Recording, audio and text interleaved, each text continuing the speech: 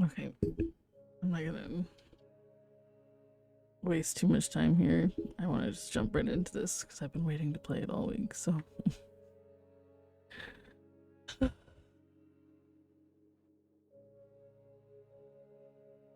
to remember where we left off. Oh right, we had that phone call with the hacker. Search for Melusine. Melusine? I don't know, whatever. Still can't pronounce her name.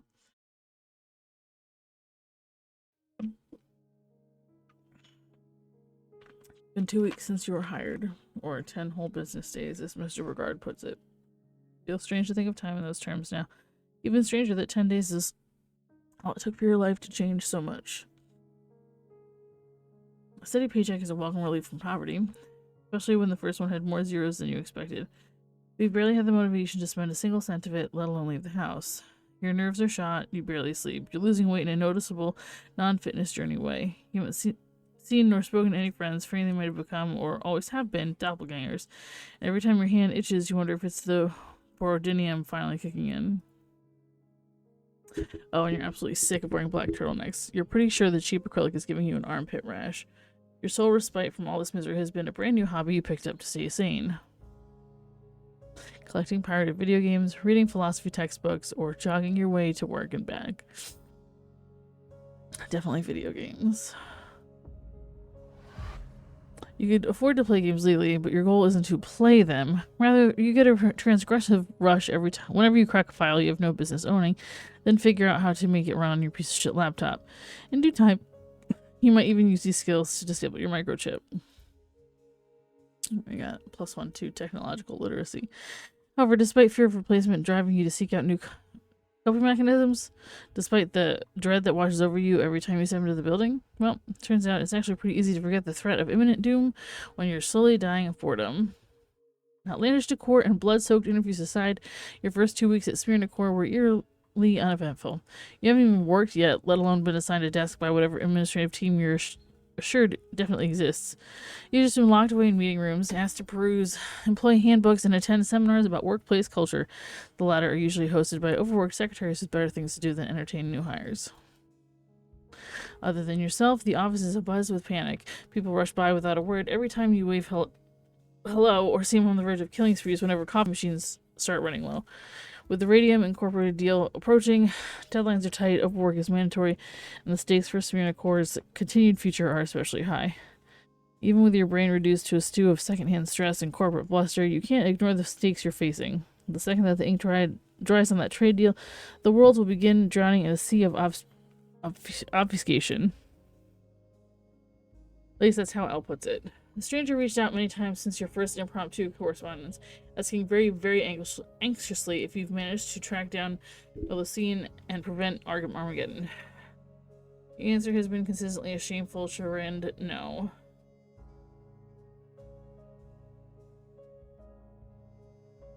In theory, it should be easy to track down a receptionist, but you haven't seen her at the front desk since the day you arrived.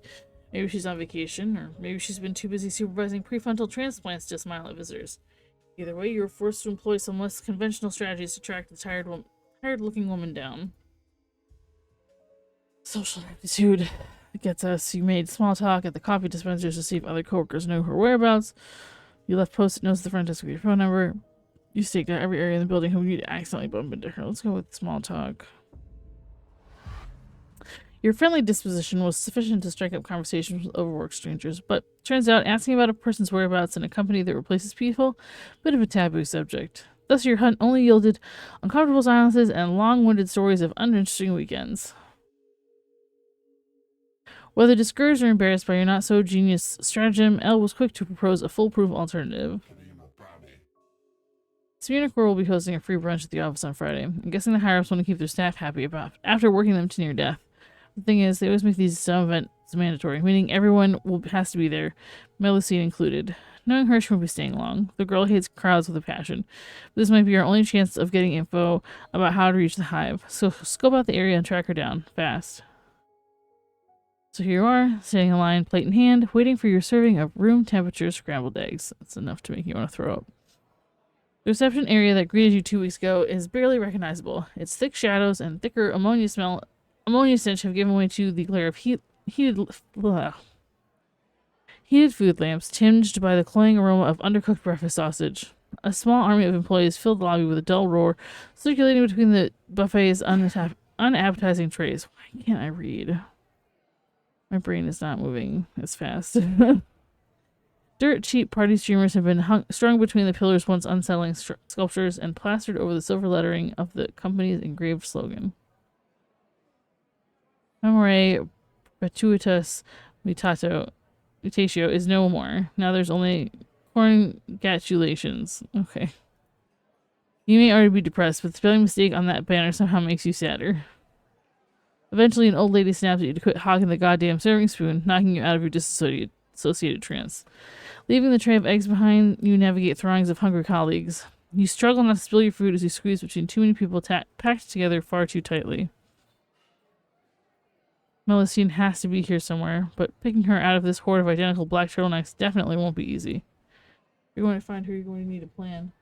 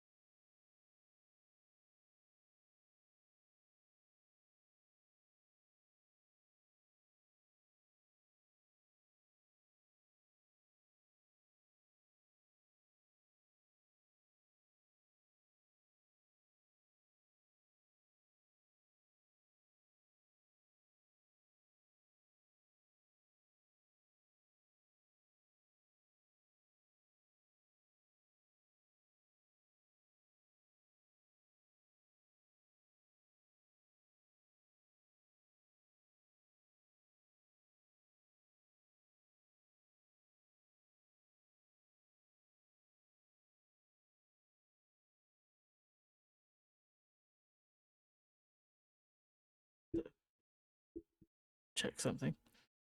Anyway, back to this. Okay, Elsa, she's antisocial. Keep an eye out for people eating alone.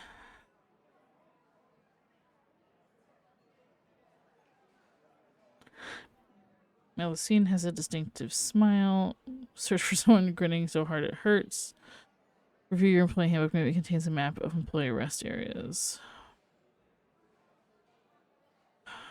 I guess we'll go with that. I don't know. You're no stranger to feeling uncomfortable at social events, especially since you don't really know anyone who works here other than Obuya. Identifying other folks who feel out of place shouldn't be too complicated. Also, hi, Jonah.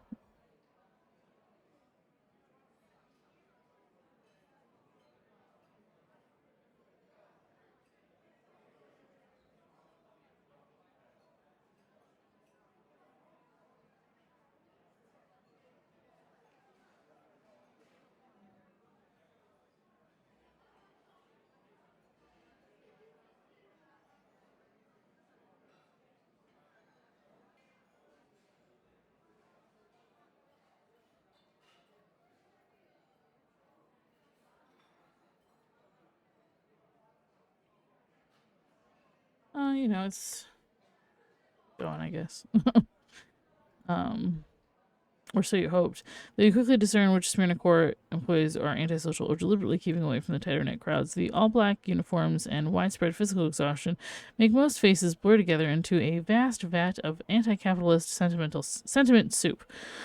Narrowing search radius or not, a narrowed search radius or not, you're still stuck awkwardly zigzagging across the lobby, trying to get a closer look at each sob faced stranger. And not one happens to be Melusine, of course. It was not a great day, honestly, and I debated just going to bed.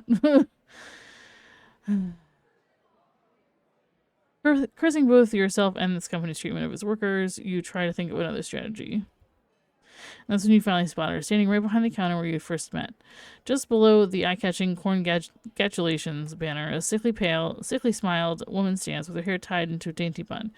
Her fork picks at a half-empty plate of grapefruit slices and baked beans. Ew. While her baggy eyes scan the reception room, perhaps hoping to spot a certain someone. But it be she's looking for you. You cross your fingers, hoping her gaze will meet yours by magic. Oops.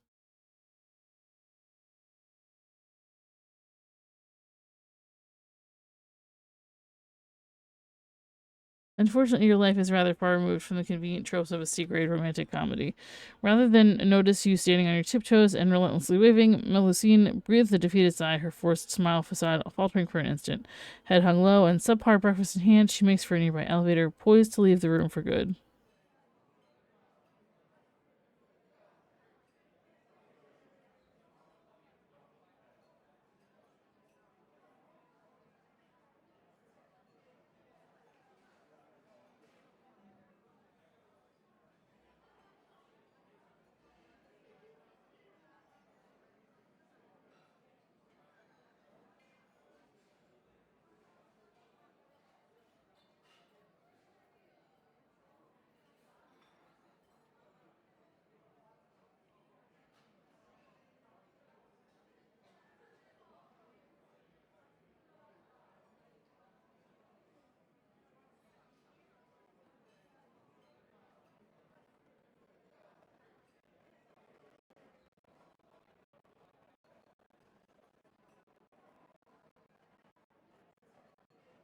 She's getting away. You sprint ahead to try and stop her, but she's already stepped into the lift and begun pressing buttons. You won't make it before the door closes, but you need to do something. Check for a way to trigger the elevator's emergency brakes. No point being subtle. Shout her name as loud as you can. How are you gonna trigger the elevator's emergency brakes from here?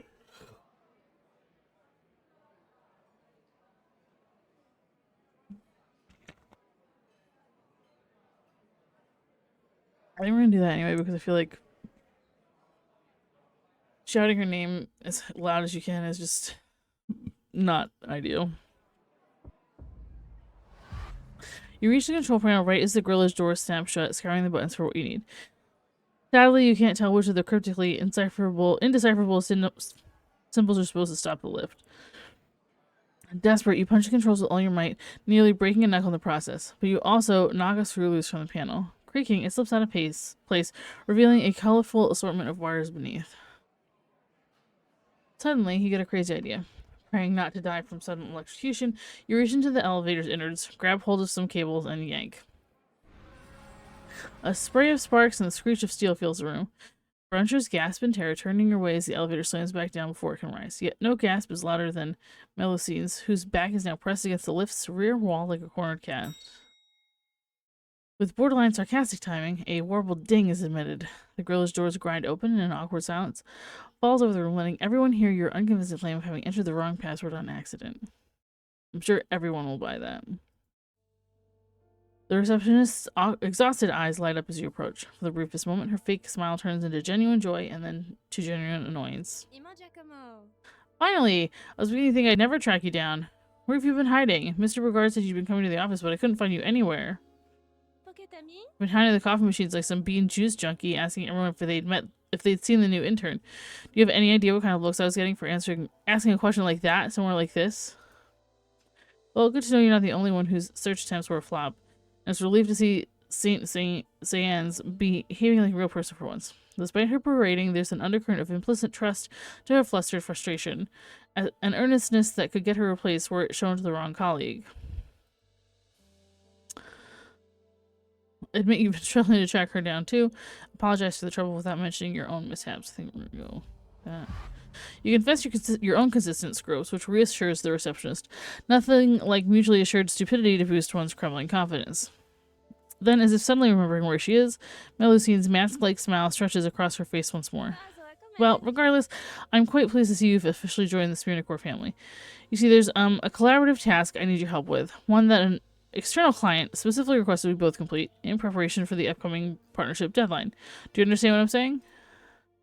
The woman is speaking code. Communicating through such secretive means might be the only way to openly discuss Elle's plan without triggering your microchip's treason sensors. You give Melusine a firm nod. The woman smiles harder, glancing about to make sure no one is listening. The employees seem too enraptured by their free meals to care. Glad to know I can count on your cooperation. In order to succeed, the task will require us both to have access to the nursery department. That's what the official name for what us colleagues refer to as the hive. We like to have fun around here, you see, giving things funny names like that. Ha ha ha. Ha ha. The herald woman's forced laugh sounds fake enough to freeze your blood. Your heart suddenly feels like it's struggling to pump ice cubes through your veins.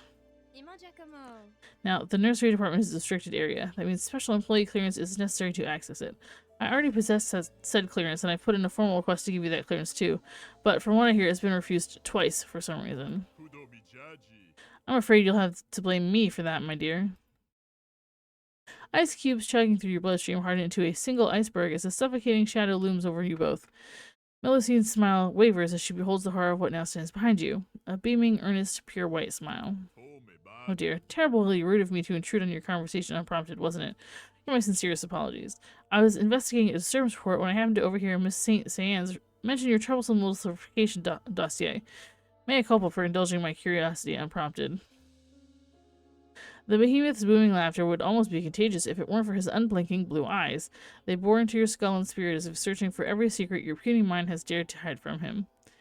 In a desperate bid to blend in, Melusine fakes more laughter in response to Brigard's, but you're too scared to do the same. After all, the way the giant points toward the stunted elevator's control panel makes it rather obvious who the disturbance really is. I'll confess, I did want that damn little thing upgraded for a while now. But this isn't a strategy I can advocate for, no matter how much it expedites the process.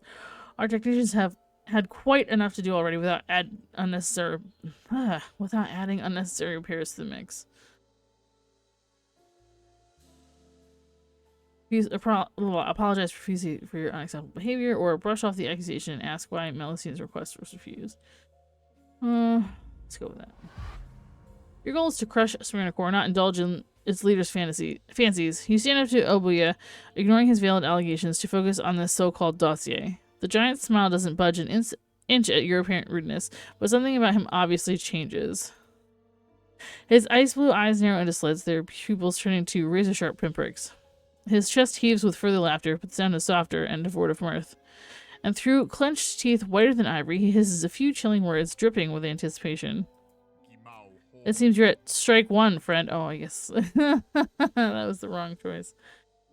Before you can ask what the behemoth means, Melusine steps between you, preventing the flames from being fanned further. I'm terribly sorry, sir. Our colleague here is just impatient. We've both been eagerly awaiting a report on their certification, you see. We really want to do our jobs and make the company proud. Oh, I see. Well, my dear, the reasons for my refusal are quite simple, really. Believe it or not, our little prodigy has earned themselves an astounding entrance evaluation score, the kind of display even our most seasoned veterans would struggle to provide. Thus, I have supervisors in every corner of our office begging to have this new hire assigned to their department. In the interest of fairness, I've decided to indulge these requests simultaneously, all while giving our recently recruited star player a chance to peruse their own professional preferences. Placing his enormous hand mere inches from the tip of your nose, Obuya begins unfurling his bratwurst thick fingers. You get the impression that he's about to crush your skull like an overripe grape. Instead, he begins enumerating a series of names. Encryptology, future-proofing, evaporation, substitution. Over the course of the following days, I want you to shadow the head of each of these departments and perform a few tasks according to their prerogatives. If your performance is acceptable, supervisors have been instructed to provide a certificate to endorse your merit.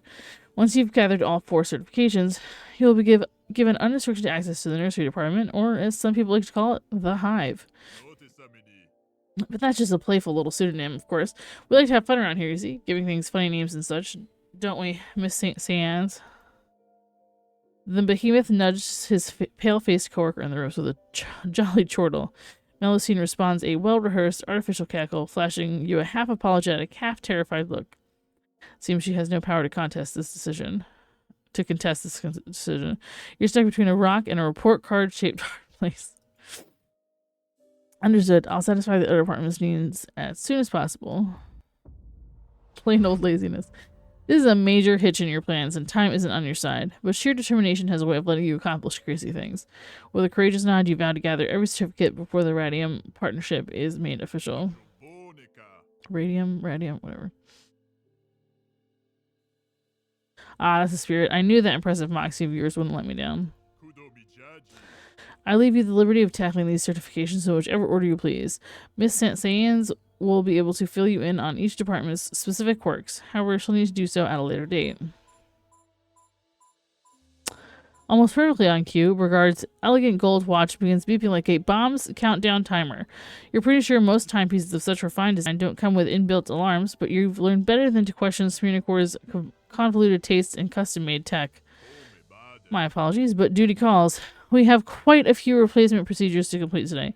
Some poor sod sent the wrong file to the wrong news outlets, and now there's a dozen reporters in need of urgent brain surgery. Might need to cut quarters in order to meet quota, but oh well. Sometimes friends and family members are better off forgotten, especially when you work as an investigative journalist. Shall we get on with our day, Miss Sands? The sickly pale woman gives a curt nod, trying to keep pace with the behemoth's strides. She flashes you a concerned look from behind her taut mask smile, begging you to stop her from having to do this, begging you to hurry up and complete this task before she has to do it again. The best you can do is smile back and mouth a silent promise not to fail. As Obuya boards the second elevator, mercifully unharmed by your shenanigans, his eyebrows suddenly quirk with remembrance. Oh, before I forget, I just want to remind you that we're on a tight deadline, what with Radium Inc. about to sign. You need to start the certification process next week and earn 1 department certificate per day. Otherwise, I'll be forced to postpone your nursery department access until after the contract officially goes through. In other words, be sure not to stay up too late tampering with all those ill-gotten computer games. You'll be needing plenty of beauty sleep in order to perform at your best. Okay.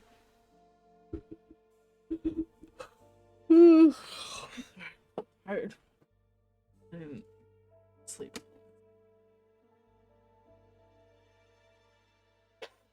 The man lets out a booming chuckle, but doesn't even blink. His eyes remain transfixed with yours, as though seeing through your false politeness. Or you can ask yourself how the man knows about what you do in your free time. The grillage doors snap shut. Enjoy the rest of your breakfast.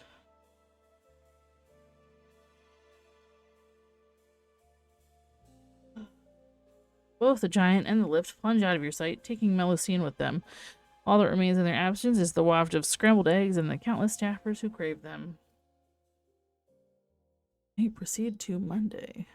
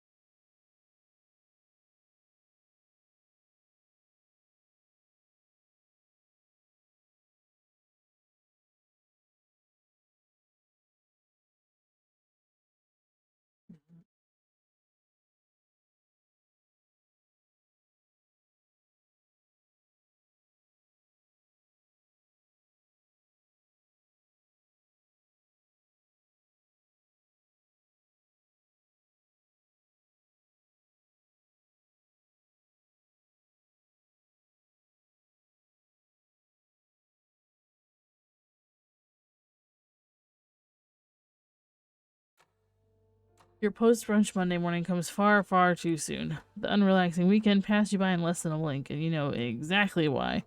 The countdown to the end of the world has officially begun, and the chronometer is ticking down very, very quickly. As if Mondays weren't depressing enough already, there's not nearly enough Xanax left on Earth to treat whatever misery assails you today. That said, don't let it discourage you. Elle agreed that the circumstances are far from ideal, but they did insist that the end of all free thought can still be prevented. Not much of an endorsement, but better than nothing. You arrive at the office bright and early, relieved to see brunch trays and banners removed from the reception area. The room's bleak Art Deco majesty is mildly undermined by the lingering smell of subpar bacon that the ammoniatic cleaner has failed to wash out. You head toward the elevators, consulting the nearby map, which lists codes to access each floor. The names of Smirnocor's departments have been listed next to each one. Encryptology, future-proofing, evaporation, substitution, and, of course, the ever-inscrutable nursery. You need to collect all 4 certifications to find out why it's called the Hive, and you'll need to get it done in 4 days or less. After all, the Radium Incorporated partnership is scheduled to be signed next Monday. Past that point, it'll be too late for Elle to leak Smirnocor's data to the world. It doesn't leave you a lot of wiggle room. Plus, even though Melusine will be more than willing to expedite the substitution certification process, you have no idea what to expect from the other supervisors. Well, only one way to find out. Taking a deep breath, you pick your first battle in the war for certification. Where will you go? God. I assume that's the Hive. Substitution. Or maybe not. Well, maybe that's the Hive. Evaporation, encryptology, future proofing. Let's do future proofing. The future proofing department. Wait, hold on one second. I need a snack.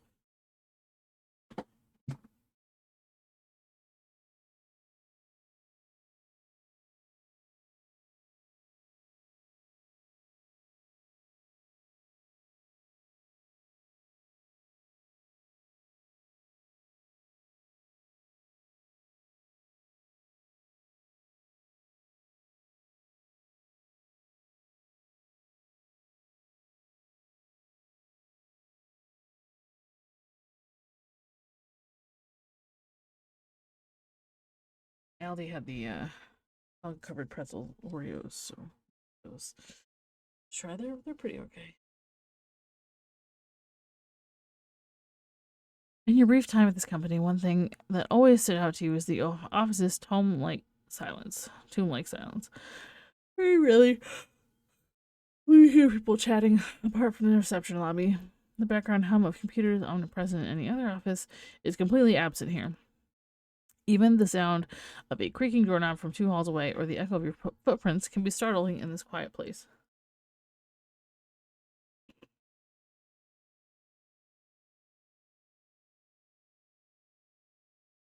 It's no surprise then. The first thing you notice about the future-proofing department is how weirdly loud it is.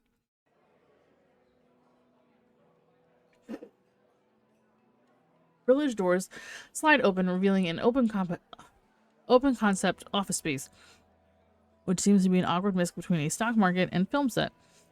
Headset-wearing employees yell at massive CRT televisions hanging from the ceiling, which display ever-fluctuating statistic graphs of every shape and color. The walls are lined with glass-doored boardrooms filled with endlessly flashing camera shutters, while dozens upon dozens of overworked interns wheel about hand trucks stacked full of film set equipment.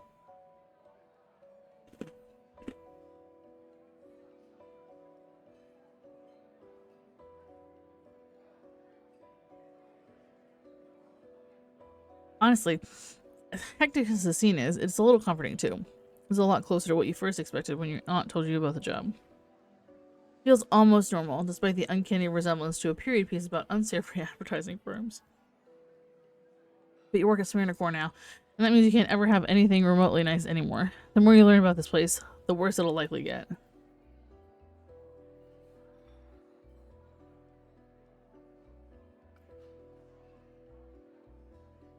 Despite the business-based pandemonium unfurling before you, your gaze quickly drifts to an imposing set of double doors at the far back. It's the only room in all of future-proofing that seems built from opaque materials, designed with both status and privacy in mind. You'd bet your modest paycheck that this is where you'll find your supervisor, and by extension, the certification you need to enter the hive. All you have to do is cross a minefield of turtleneck-wearing, shareholder-serving zombies without getting crushed under their profit-driven stampede. Easy, right?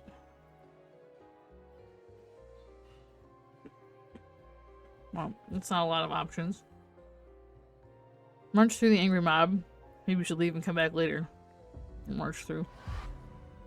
It's not like these people will get calmer as the Radium Incorporated deadline approaches, and you'd rather confront a rowdy workforce than risk existential eradication.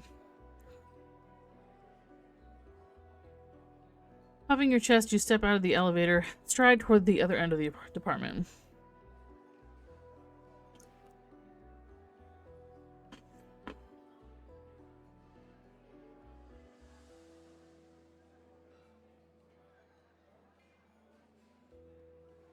Thankfully, the turtleneck-wearing masses are too enraptured by their urgent work to pay you much heed.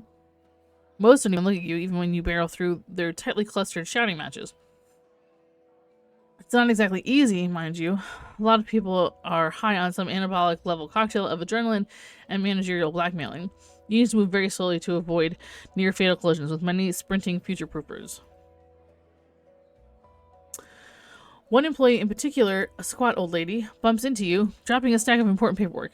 As you kneel to help her pick them up, she shoos you away, claiming her boss doesn't want anyone reading spoilers for the upcoming replacement of a Nobel Prize laureate. You're not sure how that related to her documents, though. The few sheets you saw only displayed projections of declining birth rates and anticipated fluctuations of a local population's xenophobia levels.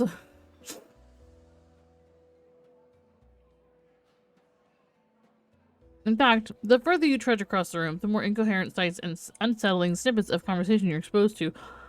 All of them related to fine-tuning public perception of Smyrna Corps' meddling. Near the televisions, people scream over earpieces for the narrative team to adjust projections, all while watching graphs fluctuate in real time. Each chart appears to monitor some unusual statistic, ranging from global spending habits on contraceptives to political radicalization across age demographics. In a meeting room, employees crowd around a whiteboard overstuffed with bullet points and crude Sharpie illustrations of an exploding aircraft. They seem to be storyboarding a horrific plane crash and disagreeing about the death toll needed to qualify as horrific. At a photo shoot, vintage Polaroid cameras snap pictures of an actress receiving fake cocaine from a man dressed as a well-known politician. A director keeps telling her to pose more naturally. This is security camera footage, not cinema. Even by the phones, staffers practically throttle themselves in the rotary phone's coiled cords, trying to both answer and dial multiple calls at once. Each employee seems involved in a heated conversation with a statistician team that's struggling to create a worldwide recession without fully collapsing the economy. No, okay, that's fine.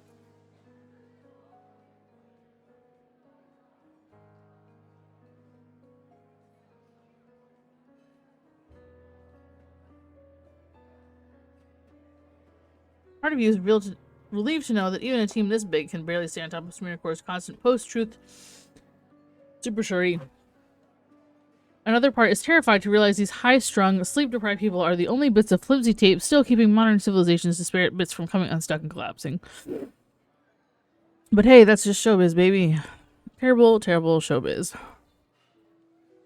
At last, you arrive before the imposing double doors. From up close, you notice they're made of heavy bronze and are full of decorative friezes, but each side has a different flourish applied to its surface.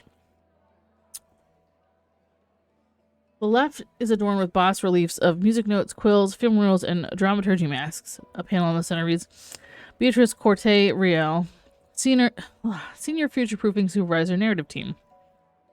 The right features mathematical symbols, strings of binary code, and DNA helixes.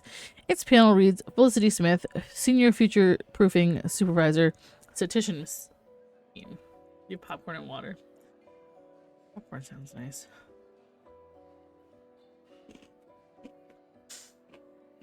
Judging by the muffled chatter coming from the other side, both these supervisors are engaged in a less than civil disagreement. Still, it can't be any worse than what's going on outside, can it?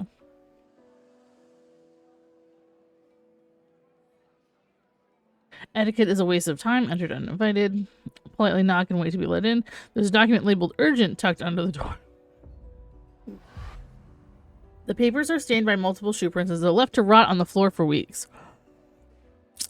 Stamps reading high risk and level Z3 cover-up protocol overlap in a jumbled mess of red ink.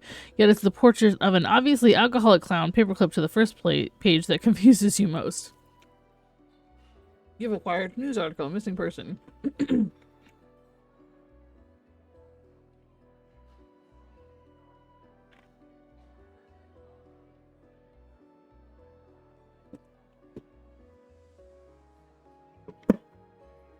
Excuse me. Etiquette is a waste of time. Enter uninvited. Knock politely and wait to be let in. You wrap your knuckles against the bronze, hoping the two will hear you over one another's insults. Yet the force of your modest knock somehow pushes the doors open, wordlessly beckoning you inside. Whoever set those hinges used really good oil.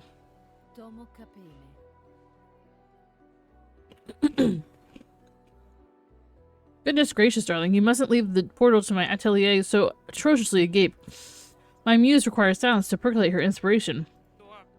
Oh, piss off. The only thing your muse needs is a dog muzzle, or better yet, a botched hysterectomy. Now you, get in here and close the goddamn door so I can hear myself calculate. Whatever you say, new bosses. You slam the office door shut with a deep, bone-rattling gong.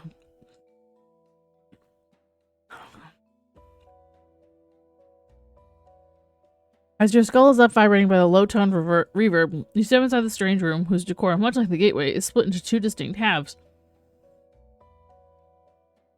The left is colorful and quirky. Countless scrolls and leather-bound books lay stacked together like incomplete brickwork, illuminated by stage lights above. Upon each pile rests countless kitsch crystal accessories similar to those featured in homeopathic soul-soothing scams.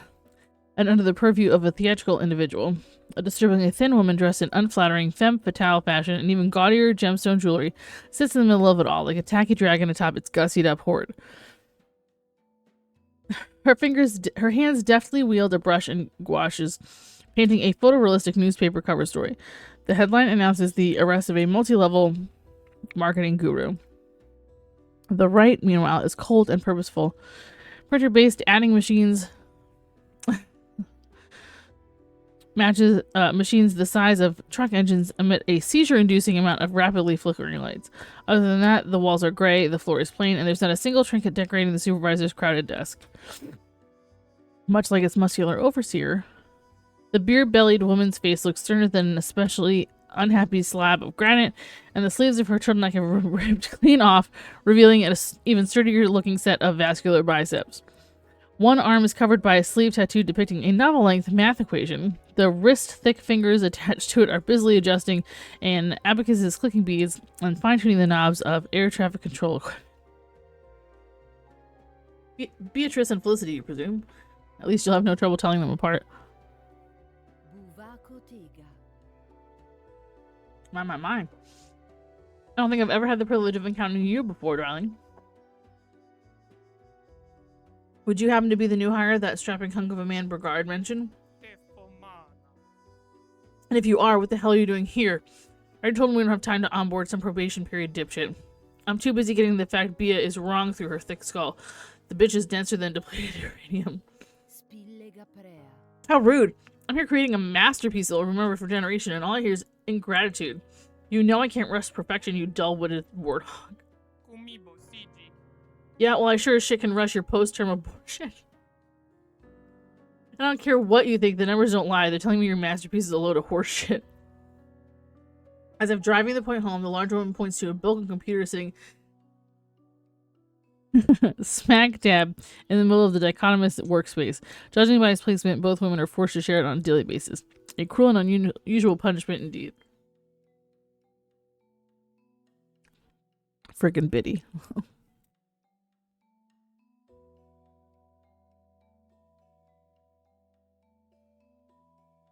The punishment is only made crueler by how unintuitive the massive device looks. It resembles a coal-powered microwave more than a desktop, and uses a flight stick instead of a mouse. Sounds terrible. Either way, the huge computer's low-resolution screen appears to be displaying a particularly prickly problem neither supervisor agrees on.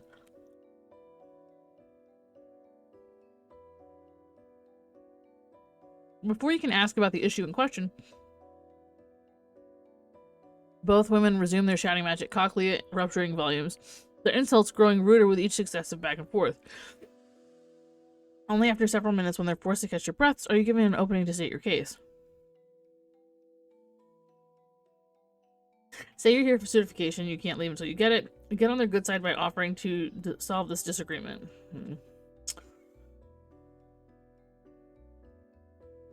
Because if you give you this certification, I'll just get out of your hair right now. You're not exactly threatening to stay here until you're given what you want, but neither do you intend to back down before collecting your prize. At first, both women seem to despise you taking advantage of the situation, but then they simultaneously seem to decide they can take advantage of you.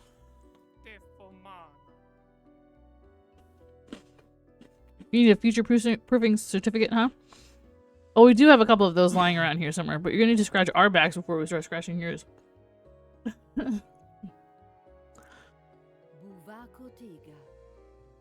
Indubitably, my dear. After all, what good is recognition without the merit of it being earned?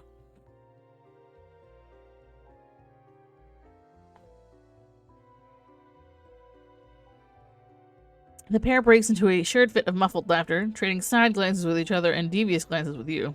Maybe this is a bad idea.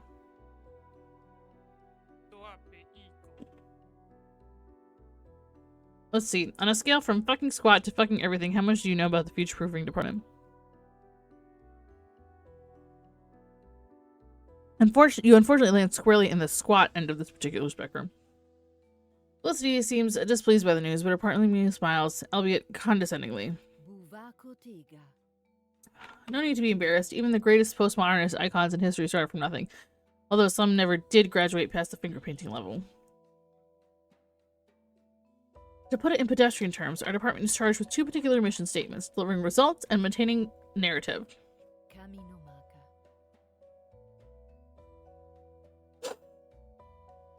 You see, Smyrna Corps' management always has set goals in mind whenever they replace a member of society. Sometimes it's to ensure a person becomes a musician instead of a mechanic, to worsen a labor shortage. Other times it's to have an open-minded politician become intolerant, thus restricting a nation's immigration policies just enough to maintain a declining birth rate. Well, that's unsettling. How are you supposed to tell which global crisis and which acts of social activism are genuine when Smyrna Corps could literally have a finger in every pie? Especially when you never even suspected this company's influence until now. The more you think about it, the more impossible the concept of objective truth seems to become. Now, regardless of context, the storyline around each replacement is to plausibly convince the world's population without including plot holes that could create suspicion of Smyrna Corps' existence. That's where artists like me come in, drafting scenarios, storyboards, and scripts for paid actors to fine-tune the public's reactions and, by extension, their ignorance. Felicity and her goons, meanwhile, fine-tune the results, making sure we reach company projections down to the exact decimal, whether it involves municipal election turnout or international military spending. Glorified bookkeeping, really. Too boring to be worth blithering on about compared to what I do. Okay, Beatrice. Like a puppet master perfectly playing on a doll's strings, we make sure absolute logic and ultimate emotion work hand in hand to sway an audience exactly as our employers demand. Oh, piss off. I work hand in hand. You work head and ass. Quit being so fucking flowery and speak plainly. We need practical solutions, remember? The skeletal supervisor gives her colleague a look of extreme loathing, biting back an insulting comment that tickles the tip of her tongue. As you may have inferred, disagreements are quite common in our line of work. Statisticians are so obsessed with hitting their projections, they often threaten to ruin our multimedia storyline plans. And these goddamn egomaniacs are so obsessed with jerking themselves off over a thematic resonance that they jeopardize every metric we've got for the sake of a cliche plot twist. But that's where you come in, tiebreaker. You're a neutral third party who can solve today's debate and decide which route our latest future-proofing case should take. Statistical precision or artsy-fartsy indulgence. Tiebreaker, huh? Looks like you may have bitten off a little more than you can chew. Too bad you have to finish your plate if Elle's plan is going to work.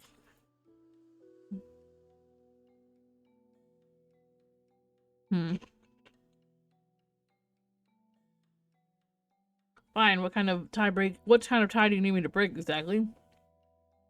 What if I don't want to solve your disagreement? Can't you settle this like adults?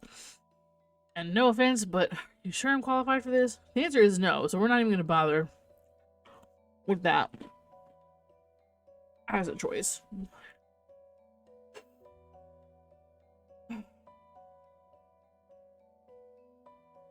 I think we're going to go with... Fine, what kind of tie do you need me to break exactly? Considering how complicated and stressful future-proofing work seems, a simple black and white choice seems like a walk in the park. World-ending stakes. Plus a little go-hung... Go-hung. Gung-ho boldness can only improve your standing with these women until you throw one of them under the bus anyway. That's the fucking spirit. Come here, let me fill you in. The lead statistician's computer chair creaks beneath her imposing girth as she wheels over to the computer at the center of the room. Rather than a mouse and keyboard, she gestures to a joystick. The same kind that a pilot might use to control a plane. Now then, you gotta use this subpart dildo of a controller to operate the future-proofing mainframe. You don't have admin rights to access top-secret files, but you'll at least get to read the projection proposal reports. They're the documents that outline the specific targets our latest future-proofing project needs to hit. There should be a few annotated comments in there left by me and Beatrice, outlining stuff our teams absolutely need to succeed. You should be able to tell them apart pretty easily, because mine actually make a shred of sense. What my utter buffoon of a compatriot failed to mention is that there's also a projection visualizer. You can use it to adjust different components of the initial proposal to evaluate how certain changes will affect our results. Just in case you care to bring a hint of sensitivity and nuance to the discussion, unlike a certain someone. You're also free to approach us with questions if ever you'd care for a more passionate explanation of our concerns. Once you feel like you have all the facts, come find us to announce which team's request gets priority. Narrative or statistician. You're welcome to argue for an alternative, but it better not be a stupid fucking suggestion. Either way, once you prove I'm right, I'll give you a future-proofing certificate for your troubles. You absolute strumpet. Bribery is completely unacceptable in our office. Don't you know what Abuya will say if he finds out about this? That being said, if you take my side of this affair, I will gladly provide a future-proofing certificate of my own. Not to mention my eternal gratitude for feeding this insensitive slob a slice of humble pie. Both women give each other one last death glare before storming back to their respective sides and resuming their confounding work, which leaves you completely alone and alarmingly uninformed. On one hand, it's not like you need to know everything before picking a side. You can just flip a coin and be done in a snap. On the other hand, there's a good chance you'll thoroughly piss off the losing supervisor by making such a major decision on a whim. And you don't want someone who helps dead replacement victims remain undiscovered as an enemy, especially when you have no idea how much collateral damage your choice could entail. You could always butter them both up to minimize your odds of starting a blood feud, but considering your particular skill set, you'd better prepare for the worst rather than the best. Either way, you can't afford to walk out of here without certification. Better get deliberating. Okay.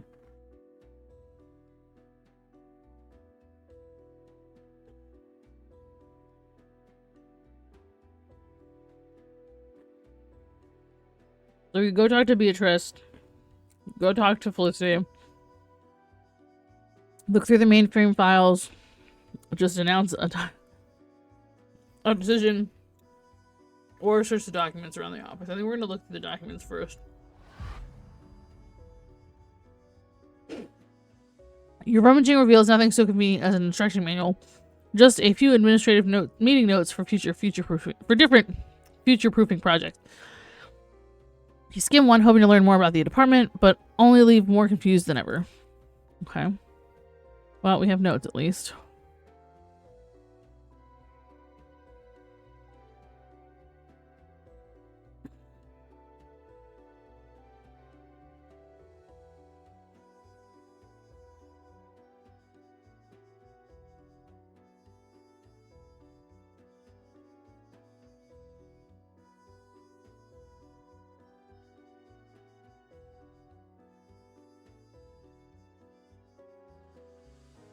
Blue Ruin project meeting notes. Members present. Ms. Tetz, Project Blue Ruin creative lead.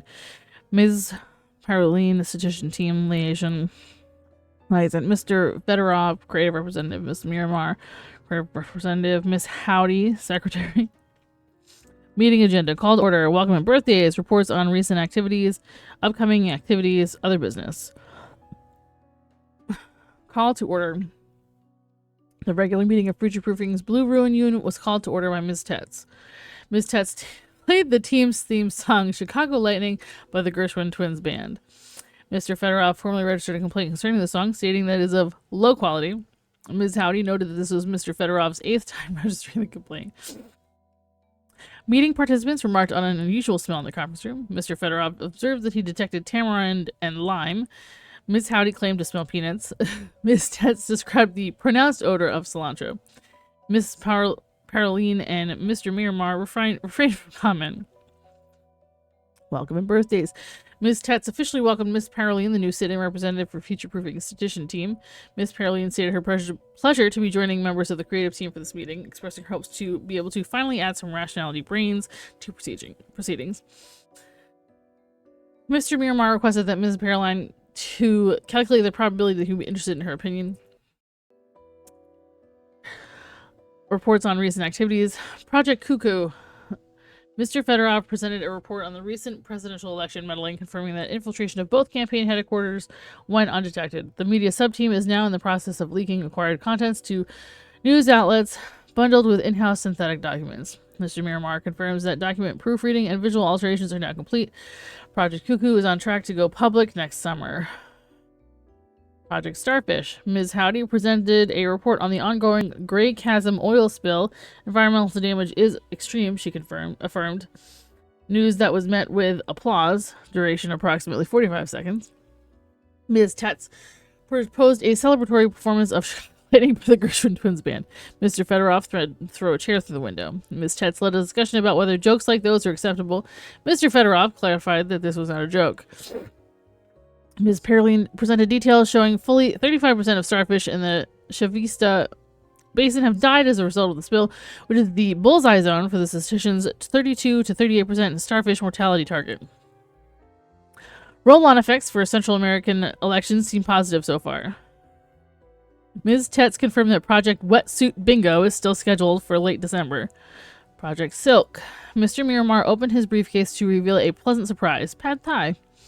This was evidently the source of the strange smell. Paper plates were also concealed in Mr. Miramar's hat. Pad Thai was distributed to all meeting attendees. Ms. Paroline commented that the noodle dish could use more salt, and Mr. Miramar told Ms. Paroline to shove her salt up her salt hole. Ms. Tetz led a short but spirited debate on where a person's salt hole is located. Mr. Miramar continued by providing an update on Project Silk. As previously discussed, a future-proofing led team is on site in Bangkok where it plans to artificially generate audiovisual evidence of Thailand's spiritual leaders engaging in coitus. The statistics group forecasts a 5% decline in Thailand's religious adherence if/when evidence is presented that these holy figures have broken their vow of celibacy. Ms. Tetz also reminded everyone that reduction of Buddhist observance in Thailand is one of the year's Smyrna Corps' capstone ambitions.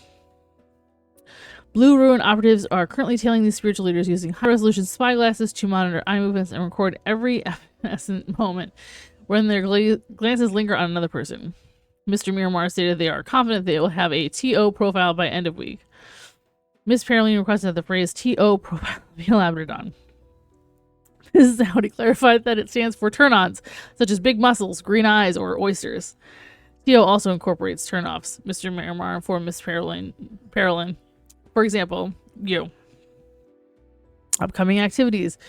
Ms. Tetz started the next topic by soliciting code names for the next year's highly anticipated Edinburgh project.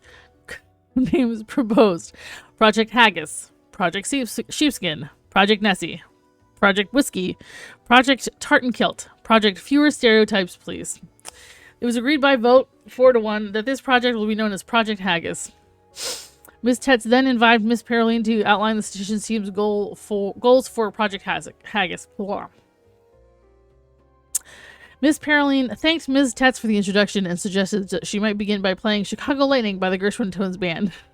After a brief altercation, security was called and Mr. Fedorov was removed from the building. Ms. Tetz announced an unscheduled 10-minute bio break.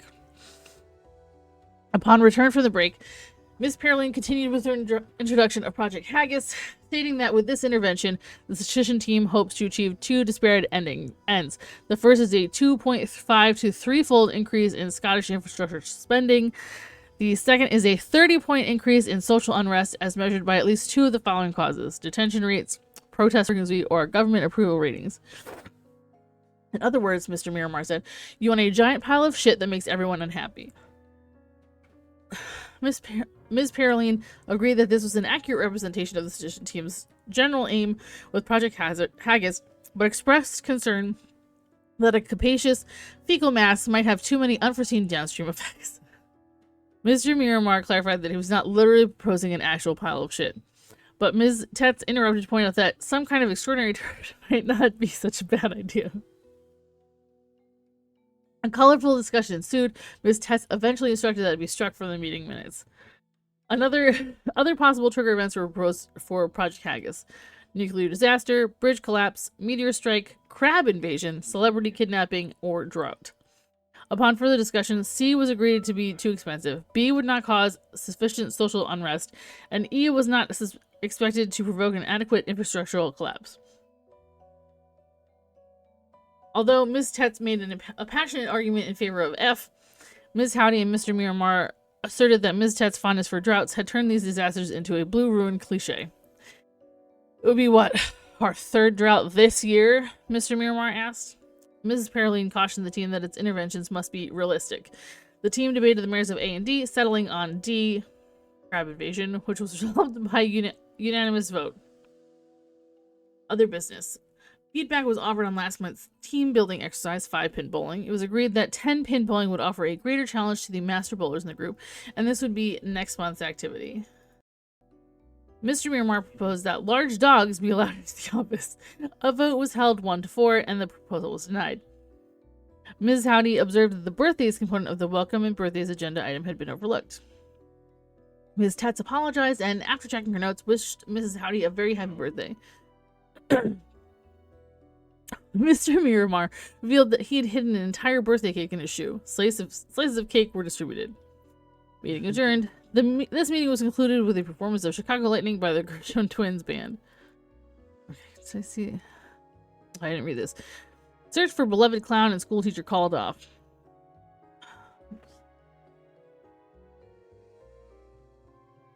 Police have put a 4-day manhunt for popular high school English teacher Mr. Ernest Boffey, better known as his birthday party alter ego Boffy the Clown.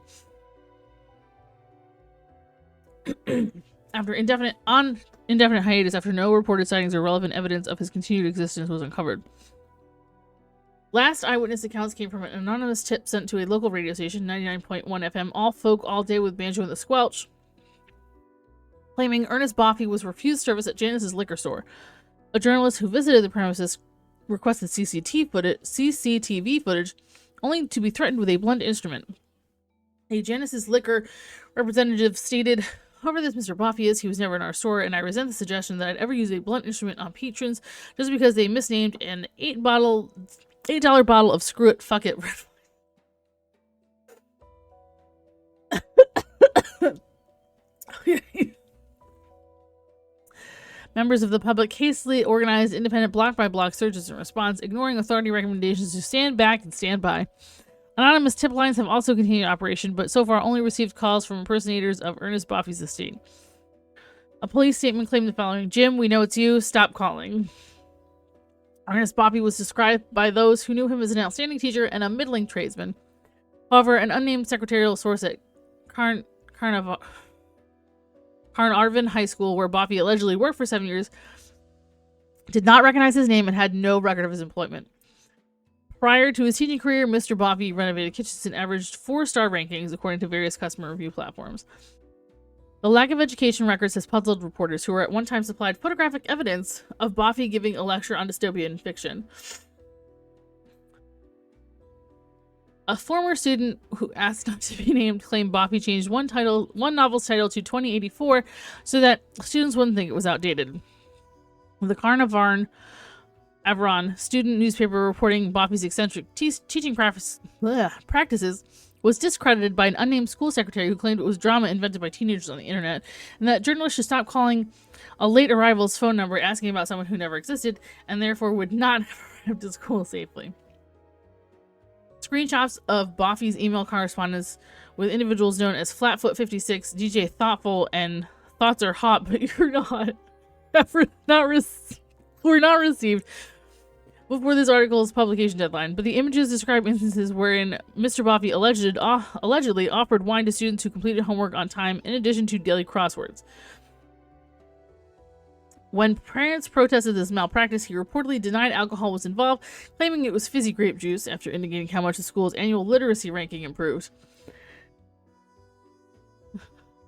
Hearsay accounts of similar strategies are reported in his volunteer clowning career, apparently designed to prevent local divorces.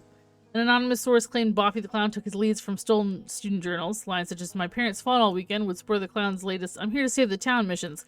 He would supposedly show up at homes with tequila and administer shots to both warring parties, claiming familial strife harms children and therefore their annual literacy rankings. In extreme cases, Boffy would apparently provide 100 proof absinthe to placate upset couples. Inquiries into the Department of Civil Registrations, birth, deaths, marriages, divorces, and dog licenses suggested we had provided a misspelled name, stating the only regional match for Boffy's address and date was a divorced dog owner, Shy Murray. I can read. It remains inexplicable that such a beloved individual could simply vanish overnight and have all record of his existence disappear with him. Police appear uninterested in pursuing the case, despite the fact this very reporter's marriage was saved by a certain vodka-based therapy. If you're a student, grateful spouse, or concerned citizen, please send any leads to whereisboffy@mightymail.com. For now, our search continues. I wonder if that email actually exists. Alright, I've snoozed ads 3 times now, so they're gonna run no matter what. So I'm gonna take a quick break. I need to get another drink. And then we'll keep going with this for a little bit. So I'll be right back.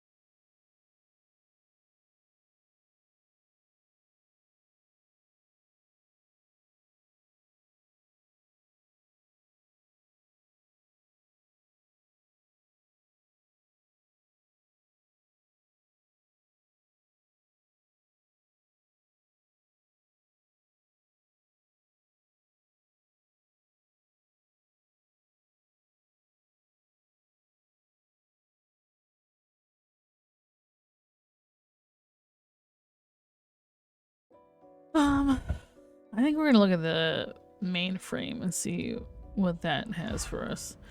You approach the awkwardly archaic computer, fumbling with its deliberately cumbersome controls until you find a way to turn it on. As the tiny screen alights, you grab hold of the joystick, prepared to scour its suspicious contents.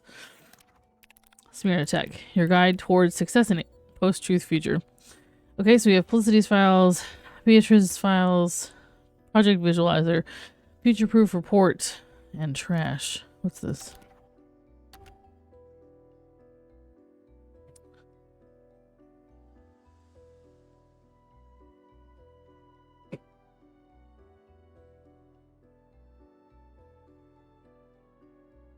Wonder if I could... Hold on.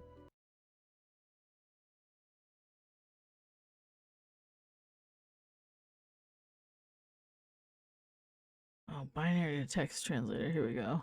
Let's see.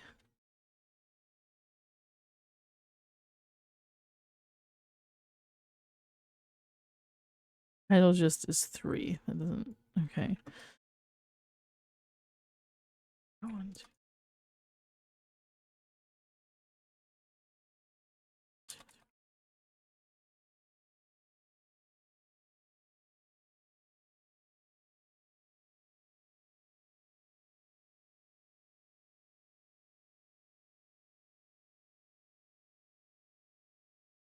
Doesn't...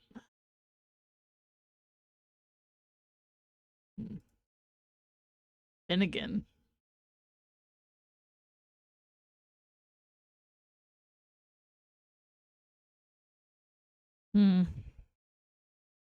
Translates to Finnegan. Interesting.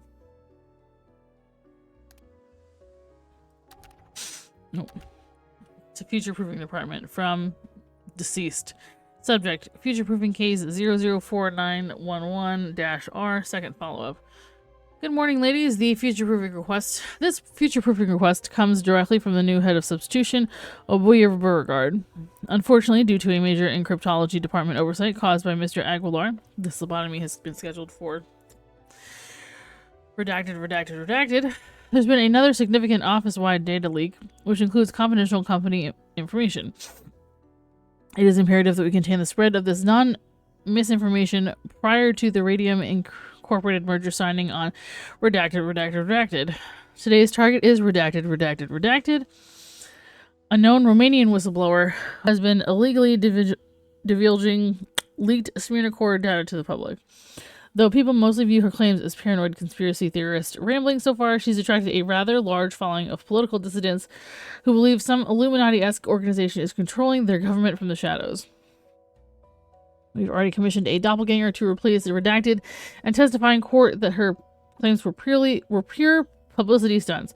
Your job, however, is to further discredit her claims by killing all her known supporters and making the Smyrna core leaks retroactively look nonsensical through historical revisionism strategies.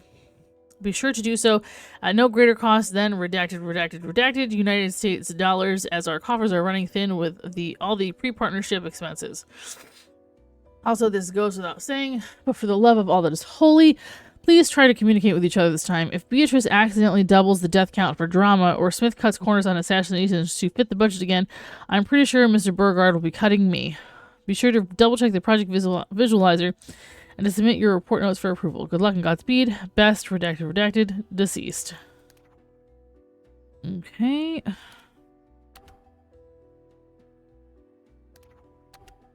Hey team, in regards to Beatrice's future proofing proposal, we are not going to kill that many people. We are not going to turn their deaths into a publicity stunt. We are not creating a multi-billion marketing campaign to justify one measly fucking doppelganger. We are not going to let that string bean shit tucker usurp my authority. Whoops. The department is still struggling to recoup the funds we wasted on Corte Real's last stunt, and I can't afford to have more statisticians quit on me the week before the merger. That means we turn off the violence button, we guarantee low fatalities, and we give ourselves the biggest time frame possible to ensure we can coordinate this case properly. So, turn off the violence, low fatalities, biggest time frame.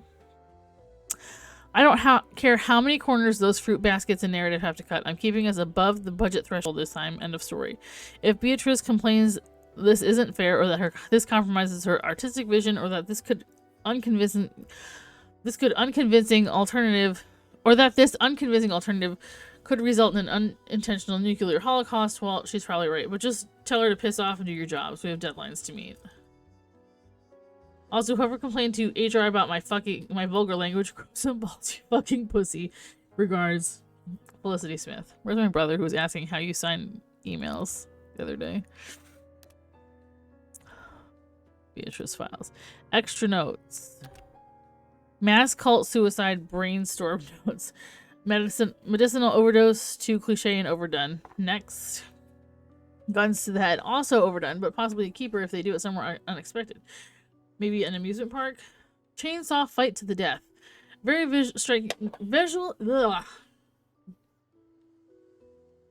very visually striking, but a bit 1985 for my taste. Could be interesting if we mailed some limbs to their next of kin, though. Synchronized self-lynching off the edge of a hydroelectric dam. Ooh, interesting. It'd kind of be like a human bead curtain, and we could even scrawl a big graffiti in blood. Solid contender. Sex orgy gone wrong. Tempting, but Kuraoka would never agree to those terms, and it also contradicts our target's character arc. Claim the data leaks were fake and don't kill anyone. Whoever suggested this, you're fired. I'll expect your letter of resignation and lobotomy appointment confirmation on my desk by 5 p.m. tomorrow. Hello, darlings. Beatrice here. Regarding future-proofing case 004911-R, I've already decided on the perfect story to tell for this assignment. In order to both discredit, redacted, and exterminate her loyalists in one fell swoop, we'll be altering existing news reports, found footage, and family photos to make it seem like she was a woman who went utterly mad after the death of her son. After which she became the leader of a deranged, bloodthirsty cult preaching nonsense about the shadow government. The assassination of her followers will thus be concealed under the guise of a mass public suicide she herself requested. And I do mean mass suicide. We're talking thousands upon thousands of death and an explosive spectacle Eastern Europe has never seen before, except for that one time. Not only will this guarantee an extremely high global deception ratio, but it'll make for a truly poetic tale of heartbreak and lost purpose. Remember, everyone, nothing makes people pay attention like violence. We want high fatalities within a short time frame to really make people pay attention. It's the only way to make them forget what really happened and to have them embrace our version of the truth. Also, please ignore Felicity if she complains that this plan is too expensive. Yes, we're essentially tripling the initial death toll. Yes, it puts us over budget, but we need this plan to work or it could jeopardize the entire Radium Inc. contract, if not Occidental democracy itself. Remember, no cost is too great to create compelling art. Much love, B. What is that? More map.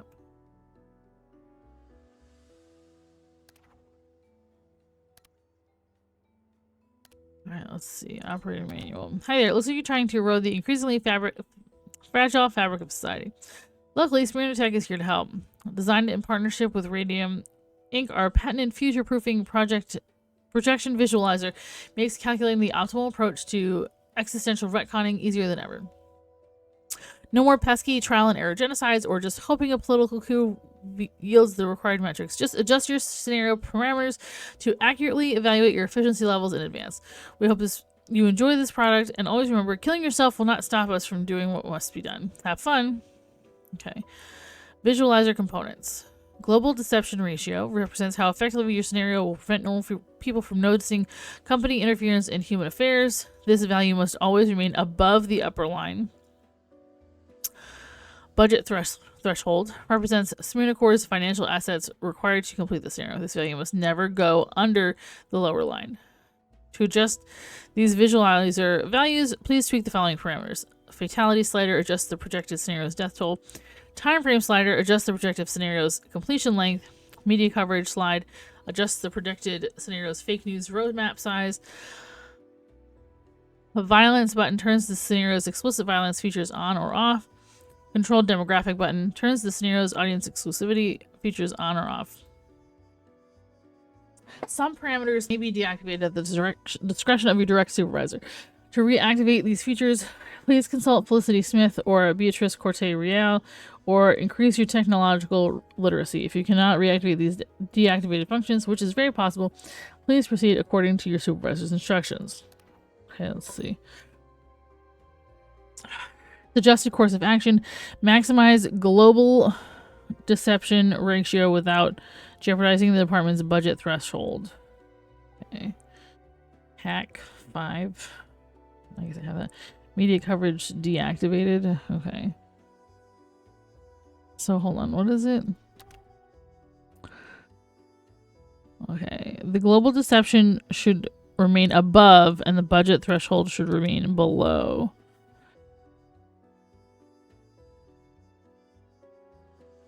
Ugh.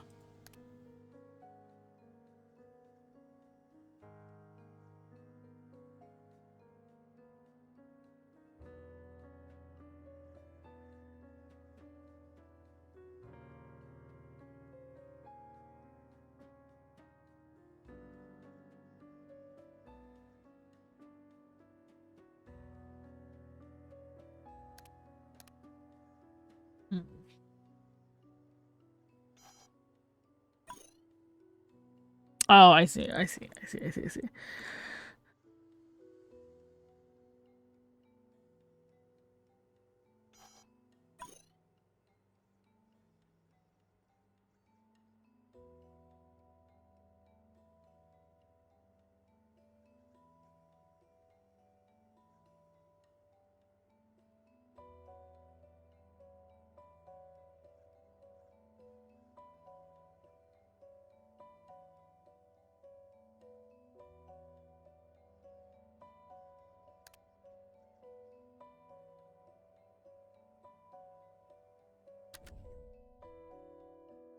You step away from the mainframe, rubbing pixel-induced visual snow out of your eyes and massaging your aching temples.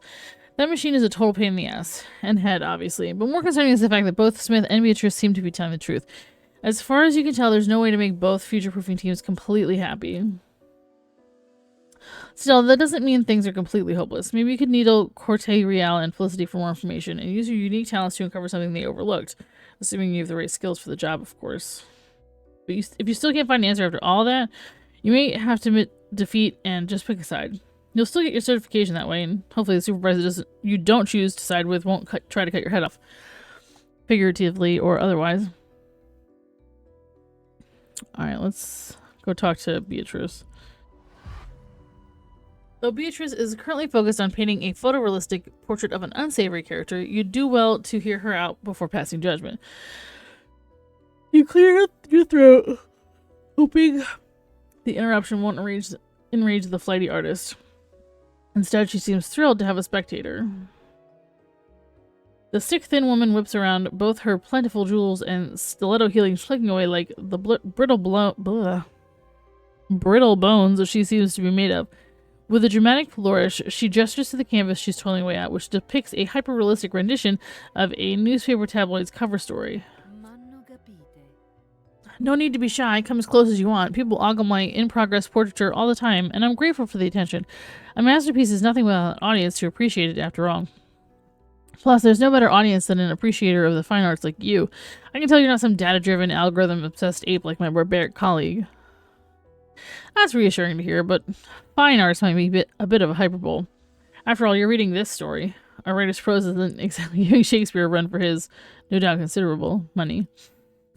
Even though Beatrice's artwork is admittedly impressive, you try on the offer to admire it as politely as possible, desperate not to inflate her full-to-bursting ego. Upon clarifying that you're here to ask about the disagreement, a dark cloud settles over the woman's already thickly shadowed eyes. I suppose I should have expected as much. Well, I'm flattered you care enough about my opinion to get it straight from the source, and I'll happily spend as much time as it takes to convince you that my team's approach is superior, particularly if it incentivizes you to take that piggish pleb Felicity down from her high and mighty horse. Ask away, my dear. I'm sure you're just aching to learn more about me and my process, so don't shy away from personal questions. I'll happily be an open book for you, one that's very pleasurable to read at that. She's laying the drama on even thicker than the lipstick she's wearing. Still, vapid vainglory and obvious grudge aside, it's clear Corte Real truly cares about the quality of her work, not just the attention it earns her. A pretty understandable concern considering what kind of consequences her oversights could have for Smyrna Core's existence. With a little luck, you'll find a foolproof way to satisfy her high standards without setting Smith's crosshairs on you instead. Okay.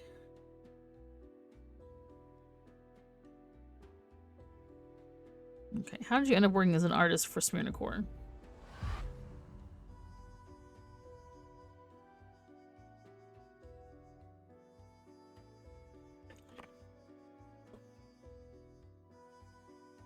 Chief Creative Officer might be the more accurate term for a corporate context, but you're pretty sure that would ruffle Corte Real's feathers, if not her beehive-shaped hair. And you know what they say about kicking hornet nests. Even though Beatrice insisted no question was too intimate, and even though you were convinced a misunderstood artist would relish in the opportunity to share her life story, the woman's first response is to utter a defeated sigh. I ended up here by doing the same thing any other artist would do to make ends meet, darling. I turned passion into profession. Not to throw myself my own pity party, but trying to make a living off one's craft is excruciating these days, especially if you aim to do it in a way that affords you creative freedom. Those who manage to do that particular hat trick are a lucky, privileged few, and they're rarely middle-aged women of color with a preference for theater. When I first finished my studies, I was content with the starving artist stereotype, but it became harder and harder to accept that lifestyle as the starving part became less metaphorical, especially when I wasn't even getting my plays adapted to by the most desperate neighborhood troops out there. Frankly, I still haven't quite gotten over the eating disorder those awful years gave me. Obviously. Corte Real flinches upon realizing she's brought her paintbrush to her lips like a cigarette. No doubt another habit from the sad chapter she's struggling to shake off. You notice suddenly that her dress and jewelry, while ostentatiously risque, are positioned across her body in ways that emphasize her thinness rather than distract from it. Almost like statement pieces meant to let the world know she's a proud survivor. For a while, I gave up my dramaturgic aspirations, found a comfortable desk job with steady pay, and kept the playwright business to a hobby. But all that did was swap one famine for another. I had money to fill my belly, but my heart hungered for self-expression. Art had set its hooks into me and would allow no compromises. I either lived it or died. Thus, I sought realistic solutions, work in advertising, acting classes for community centers, casting calls for independent movies. In the end, Smyrna Core approached me with the best of both worlds. Steady paychecks with lots of zeros and plenty of artistic liberty. Okay, first off, you're pretty sure this company is the worst of all worlds. Second, why would someone like Beatrice willingly allow her craft to serve the interests of a post-truth dictatorship? Doesn't she think that corrupts the integrity of her work? Oh, please. All art created for profit under capitalism is corrupt. At best, it's corporation-ordained propaganda that sustains itself on popularity over quality or franchise potential. And at worst, well, I'd rather not say. These people at least offered me something none of those marketing agencies or pretentious directors possibly could. A literal captive audience at a truly global scale. Spectators so invested in the storylines I constructed, they presumed them to be real. And what self-respecting creative wouldn't want that? Where'd my mouse go? All I did was follow my dreams, darling. Sometimes the only way to do that is by giving other people nightmares. Judge me all you want, but I'm too busy telling stories that change the world to feel the slightest bit ashamed.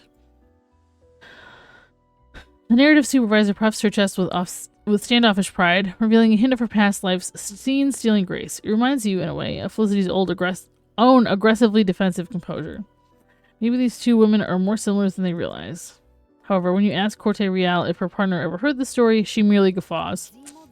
Oh, she has no idea, I never will, dear. I am an actress. We're nothing if not apt at distracting people from the truth with painstakingly performed lies. Now then, what else can I help you with? What kind of work does the narrative team do exactly? Though Beatrice and Felicity were kind enough to give you a rundown about future-proofing, your understanding of each team's practical responsibilities is lacking. Learning more about narrative might help you bring this argument to a more amicable close. Beatrice, however, only interprets the inquiry as an opportunity to brag. She swoons like a Hollywood headliner overacting a scandalous scene, preparing to deliver an award-winning performance rather than a concise explanation. Oh, darling, what don't we do? Our leaders might be the architects of world domination, but we are the interior decorators.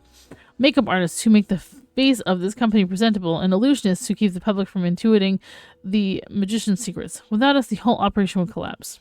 Or to phrase it in pedestrian terms, we ensure the statistician's metric-driven missions make a lick of sense. Let's say, for example, that we get a doppelganger deployment request for a foreign country's prime minister. The goal is to incite a political uprising in one nation and inflate another's GDP. Felicity's team will be put in charge of numbers, ensuring the ensuing election is won according to an uncontroversial 46 to 54% split, or preventing the neighboring currency's value from increasing too quickly. Business hullabaloo, really. Meanwhile, we in narrative handle external perceptions of the event. For instance, do we justify this replaced prime minister's newfound popularity by making him more likable to diverse demographics, or by discrediting his competitor with a sex tape scandal? Do we improve the neighboring country's economy by drawing external attention to its tourism industry, or by distracting from its recent power plant biohazards? And do any of these scenarios contradict previous future-proofing cases in ways that could lead to astute audiences to suspect Smirnocore meddling? Those are the challenges my team faces, creating immersive, influential, civilization-disrupting stories that won't break established canon or detract from company goals. It's all about crafting believable character arcs, flawless overarching storylines, and subtle, heart-wrenching performances for doppelgangers, presented on a planetary stage in experimental formats. Just thinking about it gives me the rush it gives me is completely indescribable. Smug and self-satisfied as the woman seems, it's hard to deny the inherent complexities of her work.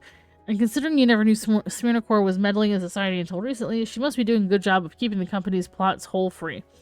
A shame, then, that her corpulent co-supervisor doesn't appreciate that talent whatsoever. Indeed, darling. Our dear Felicity is so single-mindedly focused on keeping our metric aligned with company projections, she doesn't care how we go about achieving our results in the slightest. To her, our most engaging and dramatic enterprises are just pointless wastes of funding. Problem is, the public cares enough to notice. If we deploy doppelganger replacements at random, without justifying motives or engineering cause and effect, they might notice something is amiss, which means we have to create even more elaborate scenarios to retcon the botched ones. Ugh. Compromising today's narrative means paying a fortune for tomorrow's, and then, of course, Smith complains our scenarios are becoming too complicated all over again. In short, I need to be in control of this case for that dim-witted meathead's own good. If my team isn't free to create compelling storylines as they deem fit, her team will pay the price. Plus, I'll be ever so ashamed of having greenlit a bunch of uninspired drivel. She speaks that last word with all the bitter venom of the world's most offensive slur. Whether due to ego or integrity, nothing seems to upset Beatrice more than making mediocre art. Still, her irritation towards Felicity makes a bit more sense. If you can make Smith understand that Corte Real's creative freedom matters, you might have an easier time settling this debate. But she'll probably need hard facts and data to believe that claim. Better see what can be dug up on the future-proofing mainframe. Okay, regarding the future-proofing proposal, which part is essential for narrative? Blindly fiddling with the mainframe yielded no promising alternatives. You need precise guidance to fine-tune a functional compromise. Good thing Beatrice is eager to voice her extensive concerns in extremely dramatic fashion. The narrative lead swoons, pretending defeat as she comfortably collapses atop a sofa-shaped pile of leather-bound books. With a twirl of her paintbrush, she points to the future-proofing mainframe at the center of the room. No doubt she's seen you fumbling about with the controls, trying to uncover some paradoxical metric combination that would make everybody happy. The kindest thing you could possibly do, darling, is uncover an unknown variable on that Maleficent motherboard that actually gives me hope. I don't know if you've read Felicity's report yet, but there's no constructive criticism to be found whatsoever. It's just blatant refusal after blatant refusal. She won't let me use violence, won't agree to high fatalities, won't even accept my wardrobe choices. I've had more insightful conversations with emotionally stunted 2-year-olds. I've been trying to persuade her of potential alternatives by using the projection visualizer, but the media coverage setting has been completely deactivated, so I can't quite tweak things the way they ought to be tweaked. Also, I may or may not have misplaced the reactivation CD-ROM somewhere amid my trinket collection, but that's Smith's fault for trusting me with it in the first place, wouldn't you say? With visible embarrassment, the skeletal supervisor gestures toward a massive assortment of rings, necklaces, and brooches strewn about her side of the office. Assuming the piles of jewelry are real, there could be a few $100 million worth of tacky gemstones and hideously over-decorated gold ornaments for you to sort through. And all of it is glittering, much like the polished underbelly of a computer CD-ROM. Scouring a treasure hoard this big, all in the hopes of tracking down a single razor-thin disc, is madness. It would take a sane person the better part of 3 weeks to get through. You, on the other hand, only have the latter half of a not-so-productive workday to spare. Maybe even less than that. Scavenger hunt is out of the question. You won't be able to count on that media coverage feature at all. Still, things aren't completely hopeless. If Corte Real is to be believed, there must be other visualizer configurations neither supervisor thought of. If you can find one that makes both sides happy, you might just walk out if you're victorious. Though that's assuming such a configuration actually exists.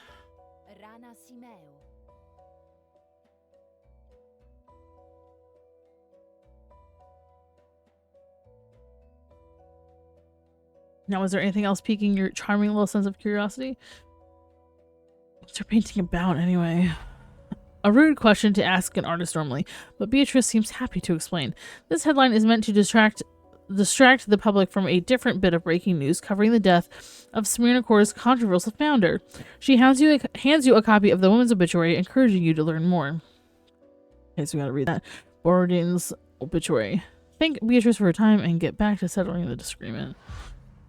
The skeletal starlit supervisor waves a playful ta-ta before returning to her painting, carefully mixing yellow and white gouache to create perfectly colored coffee-stained teeth. Hopefully she'll never make such an unflattering portrait of you. Okay, let's look at this news article.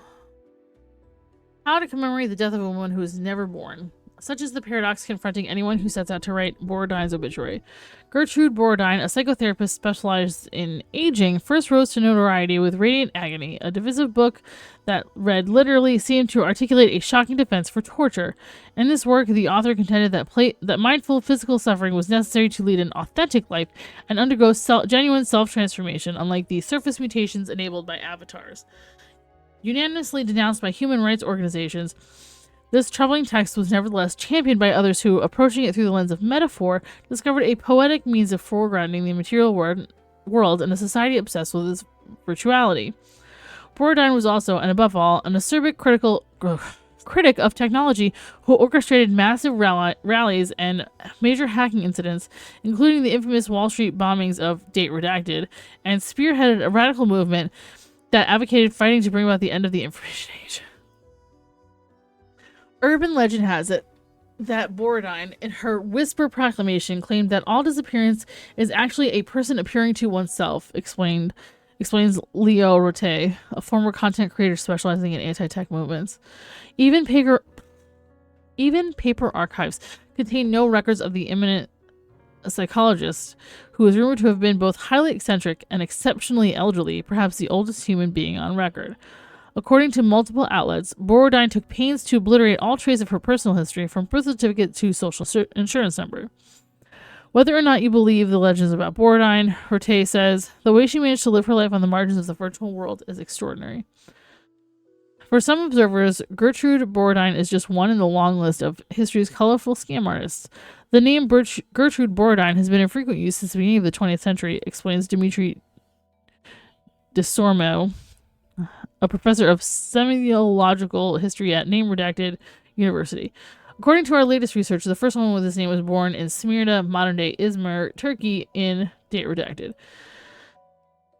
The name shared by these two figures is the origin of stories of the psychologist's extreme old age. The first Borodine was an avant-garde humanist who founded a social club to shake up the modern world's sedate mindset. Some years after her mysterious falling out with the entrepreneur and surveillance manufacturer Robert Abraham, we see the sudden appearance of multiple Gertrude Borodines and multiple Robert Abrahams in a sort of historical joke that still mystifies us today.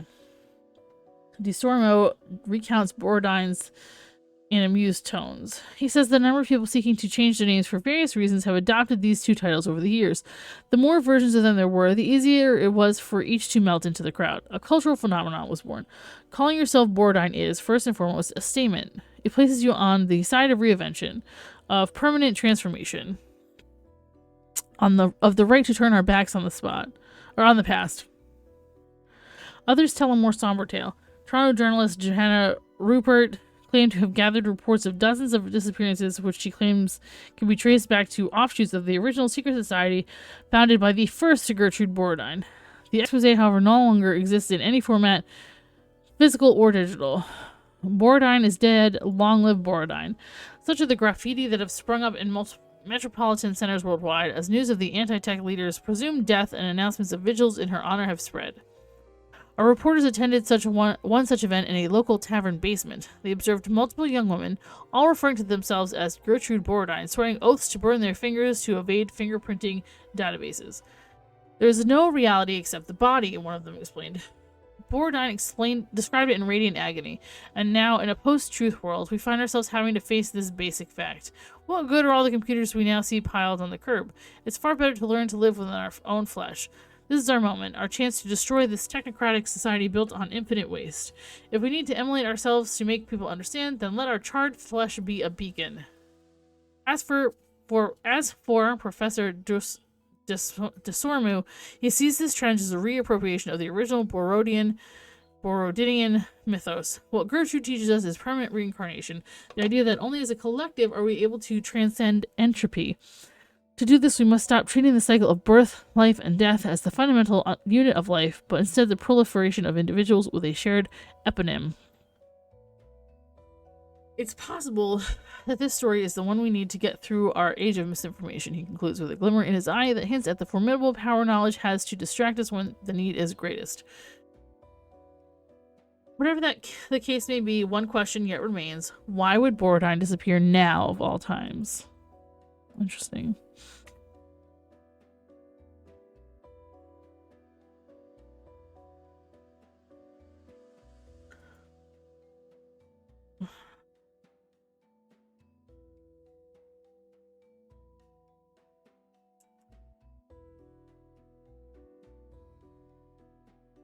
Okay. We're gonna go talk to Smith. You return to the hulking mathematician, clearing your throat to get her attention. She turns away from her abacus with a groan, flashing you a menacing, "What the fuck do you want now?" look. Never have you met someone who can swear without saying a word. Alright.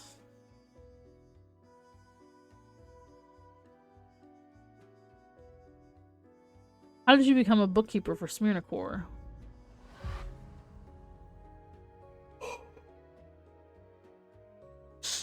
Whatever winding career path could make someone become a secret society's lead data analyst must involve a pretty tragic series of events, not unlike your own. But the hulking woman clearly isn't interested in reminiscing, let alone commiserating. Fucking hell. Why does everyone keep asking me like that, like they're expecting to hear some sorry-ass sob story? Listen, tiebreaker, I want you to know I know you want a trauma bond over how goddamn unfair life is, or how working out at Smyrna Court is tantamount to slavery, or how you feel so freaking guilty about helping these people lobotomize random bastards over and over, but guess what? I don't. Psychotic as this place may be, it's giving me the best job I've ever had, and I don't plan on quitting anytime soon, so either help me pay my mortgage or piss off. The best job she's ever had?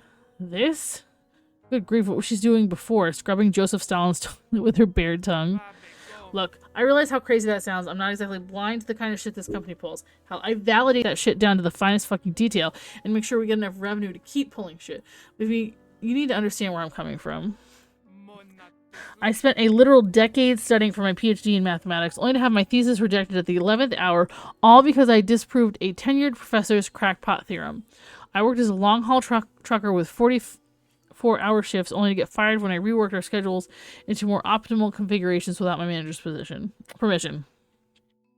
I even did professional weightlifting for 7 years, but never won a single competition, all because of absolute brain-dead coaches who couldn't even come close to breaking my records. Everywhere I've been, I was at the mercy of inept goddamn mongoloids who thought that they knew better than me. This is the only place that's ever given me the respect I deserve. The only place that's ever acknowledged what I'm really capable of, and offered me a chance to prove it time and again. I don't give a rat's ass if I cause World War III or a condom shortage in Australia. I'd rather be making sure the world runs smoothly than be at the mercy of morons who mess it up in the first place. Though Felicity's face remains stern as stone, you notice a faint trembling in her arms, her nails almost drawing blood as they rake at her tattooed biceps. Judging by the faint scars crisscrossing the black ink, she often has this reaction when recalling her past. You wonder if the mathematical equation etched into her right arm is the same one that got her kicked out of higher education. It's definitely difficult to imagine anyone being happy at Smyrna Court other than the utterly evil Obuya Beauregard, but after almost being evicted by your aunt, it's very easy to imagine why so many people might despise the outside world even more than this company. What's more, you can't help but notice a certain similarity between Beatrice and Felicity's story. A shared desire to prove themselves as competent in their respective crafts despite impossible odds. You doubt they'd ever admit that resemblance exists, though. Anyway, enough yapping. You plan on asking me anything useful, or can I get back to fucking work?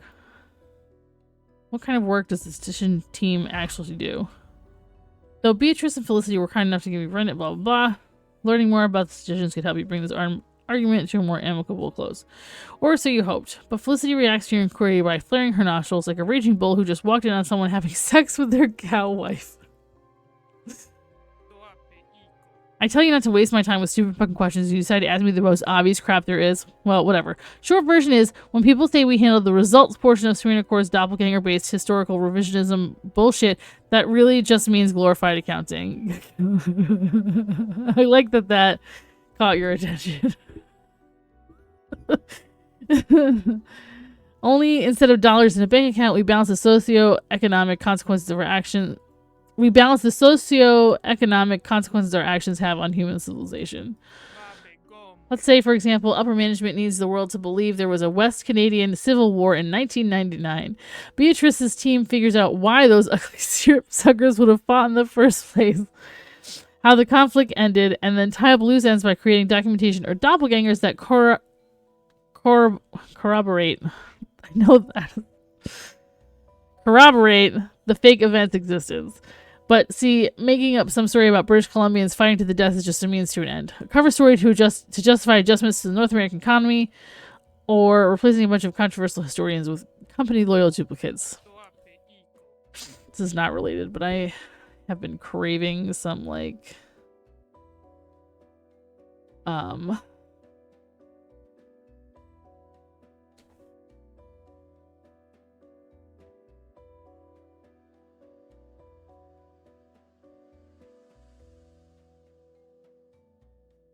fried things that I can't remember the name of right now. I don't want to say dumplings.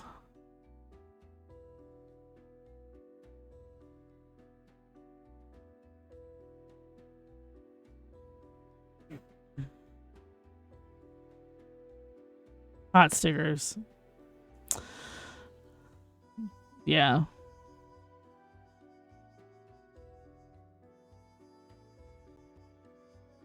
Same, I mean, basically the same thing. Oh, my back.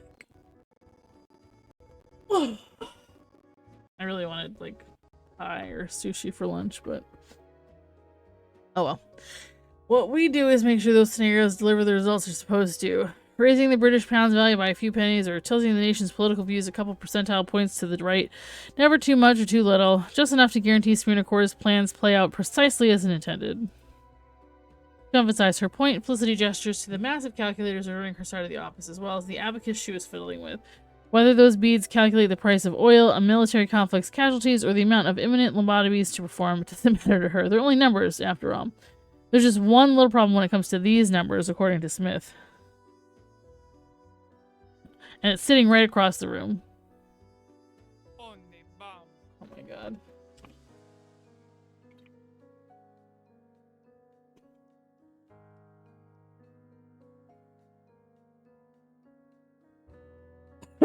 In practice, this job mostly involves cleaning up Corte Real's messes.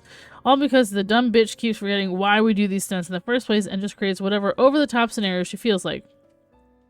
Meaning the results we were looking for get thrown completely out of balance. Hell, just last week we needed to reduce the death toll of a Turkish boating accident by having the dead guy replaced by a doppelganger, but she did it by killing 17 other people in a Moroccan house fire, which in turn caused a 17% increase in alt-right horseshit in the Philippines. It took me 3 weeks to figure out how to get things back under control without jeopardizing 100 other metrics. And in that same time span, Beatrice created 3 more catastrophes for us to deal with. That's why I don't want her to be in control of this case. If I give her an inch, she takes 22 miles and $500,000 from my bank account. I'm not putting up with that when my subordinates are crunching to meet the radium deadline. I want something simple for them to deal with and plenty of time to do it, because artistic integrity doesn't count for shit when my team's annual turnover rate is at 150%. You're tempted to claim those numbers are exaggerated, but you suspect the lead statistician isn't one to fling around inaccurate percentages on a whim. Still, it appears that Felicity's hatred of Corte Real comes from a mostly selfless place. If you want to stay on her good side, you'll either need to follow her directives to the letter or come up with an alternative that'll prevent her fellow statisticians from dying of stress-borne ulcers. But how do you do that, all while making sure Corte Real gets the big dramatic scenario she needs to succeed? Which part is essential for the statistician team? Blindly, blah blah blah. Thankfully, Felicity seems more than willing to air her grievances in excruciating detail. A guttural growl ripples through the supervisor's moose-thick neck, her irritation towards Corte Real palpably swelling. She does not, however, seem irritated at you. If anything, she seems satisfied that you reviewed documentation before speaking to her, as any true statistician should. Let me put it this way. That stick bug of a woman creates future-proofing scenarios the same way glue-huffing high school boyfriends try to have sex. Both keep insisting things will be big, loud, and unforgettable. Instead, they mostly end up disappointing, full of unexpected complications, and finish faster than they started.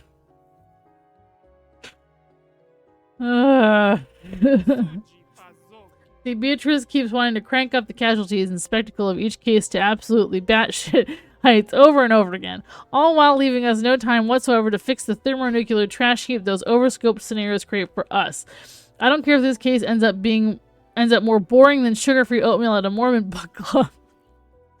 I need Beatrice to keep this simple for once. Low risk, low expense, and drawn out instead of sudden.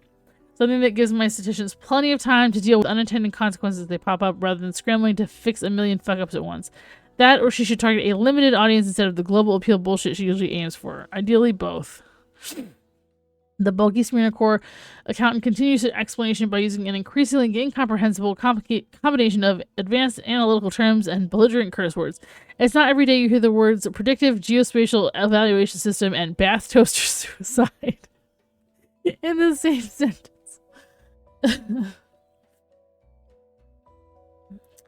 In the end, the woman's offensively expansive vocabulary proves too confounding. You end up disassociating from the conversation halfway through, while Smith goes on a completely unhinged bender about SEO optimization and shoving sandblasters sideways up a certain supervisor's anal cavity. There might have been a clue in there regarding how to make her team happy during the course of this debate, but you may not have the technological acumen necessary to actually exploit that clue. I don't. Anyway, nothing's stopping you from just accepting my current projection outright. Hell, I'd argue it's in your best interest. It would make me happy, and it'd make Corte Real absolutely fucking livid. And there's nothing I want more than that. More than to see that soap opera skeleton sweat the same way she made me sweat. I got something else to ask her, or are you done talking my goddamn ear off?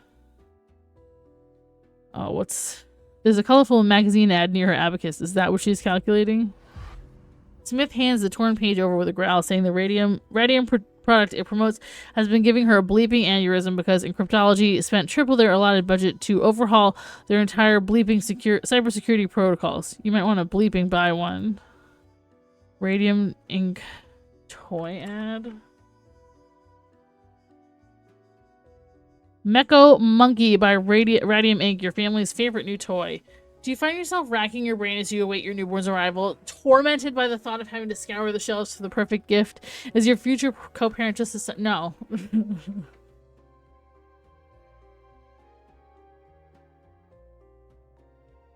Look no further. Radium Incorporated is proud to announce the exclusive launch of our new Mecho Monkey product line. Your child will enjoy the happiest birthday of their life with our mechanical animal. A long life companion that will stay by their side from first steps to last breath. Senses compatibility. Utilizing our latest tactical technology, Mecho Monkey is touch sensitive and able to memorize your little angel's fingerprints. Its huge eyes will melt even a heart of stone with their cuteness, and the onboard photo memory receptors mean Mecho Monkey will remember its child owner forever. It speaks. The Mecho Monkey has vocal capabilities and comes with over 8 million phrases pre-recorded by our devoted employees. Teach your darling the words to the Radium Anthem, our favorite lullaby. But that's not all. Mecho Monkey can answer all your questions. With a permanent connection to Radium Incorporated internet databases, the smartest of all smart toys can teach your child the content of more than 70,000 textbooks, and the wide range of pre-installed educational games mean you can forget about controversial public schooling ideology and printing. Equipped with smoke and odor detectors, Mecha Monkey will let you know when the roast in the oven is getting too crispy or when your little one has filled the diaper. The world's best babysitter. It never sleeps. Thanks to our engineers, this nimble pod cutie will follow your child no matter where they go. It's as faithful as any dog, but made of reinforced titanium. Mecha Monkey's specially adapted forepaws allow it to hang upside down above your infant's crib to keep watch throughout the night.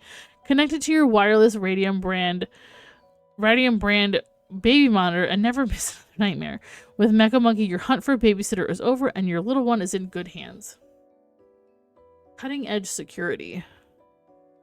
Intruder alert. Our inbuilt anti-theft alarm has been designed to keep your Mecha Monkey from falling into the wrong hands. Our toy's inner workings include protective mechanisms to defend your child against ill-intended strangers, including a concealed 200,000 volt stun gun. Upon contact with any individual that our fingerprint database identifies as hostile, an electric shock will be administered to the potential threat.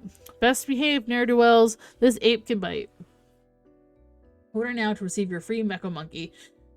Instruction manual sold separately on the day of your child's first birthday. With Mecha Monkey, the future is now, and the future will never leave you. Date and address not required. We already have both on file. Interesting. Alright, let's continue our investigation.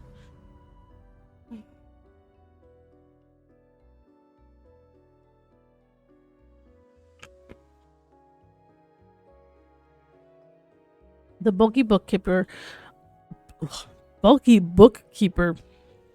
mutters an especially irate. Finally, before returning to her unknowable equations, Abacus beads clicking away. Hopefully she'll cool off once this disagreement is sorted. Take a look at this again. You return to the inconveniently proportioned computer, booting it back up by flicking a few switches. You stare into the low-res screen, hoping to notice something you missed before.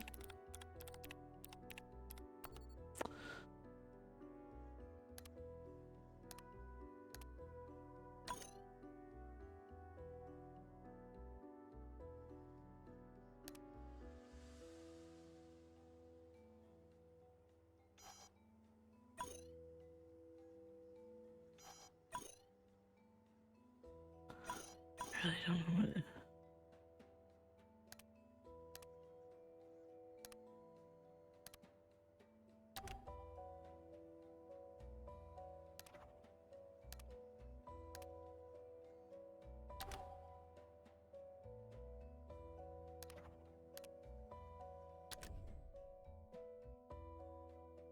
Time, announce your verdict as tiebreaker.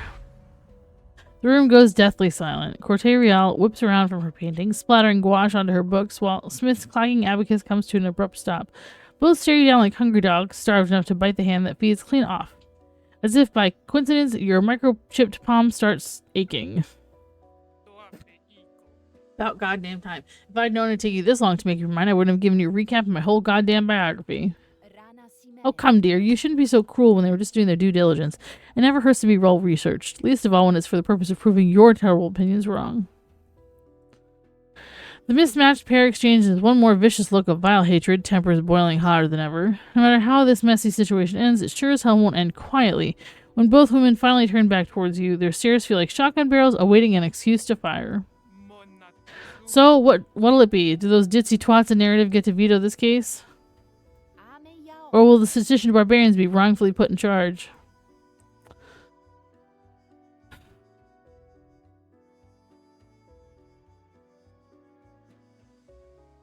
Suggest a controversial compromise to make both teams happy. It's not like you need to play Peacemaker, you'll get your certification either way. But not only does this minimize the risk of being targeted by a spurned supervisor, it also limits the damage this demented department could inflict. What it doesn't minimize, however, is each woman's outrageously offended reaction. The prospect of setting their differences aside, or simply not screwing one another over, appears as unforgivably immoral as the prospect of legalized pedophilia. I beg your pardon? You want me to compromise the quality of my craft, which the entire company depends on for survival, so that this brick-faced brute can justify doing less work? There isn't the slightest chance I'll agree to those terms, least of all for her sake.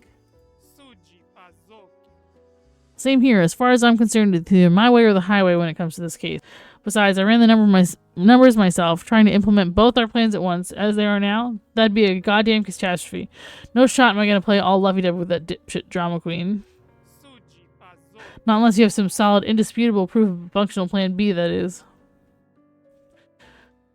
There's a lilt of expectation in the lead statistician's voice. An uncharacteristic hint of optimism she's wary to indulge. I hope he might have caught something that she overlooked. Beatrice, meanwhile, isn't nearly so subtle. The dismally thin diva leans forward, brows arched at quizzical angles, lips pursed in anticipation. You better show them a proper guarantee, otherwise they might go back to open, outright hostility.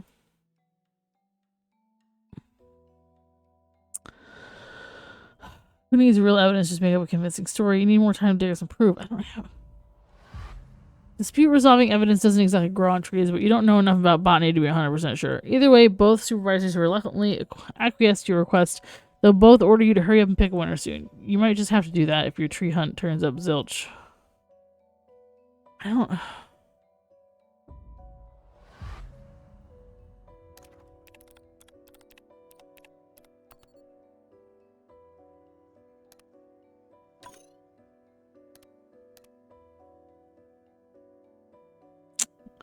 I'm gonna have to just pick one because there's nothing else that I can do. That's frustrating.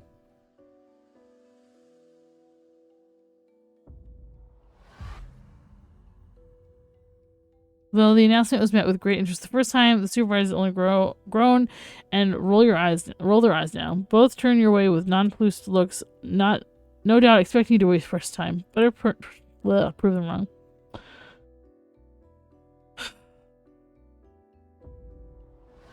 See if we do this.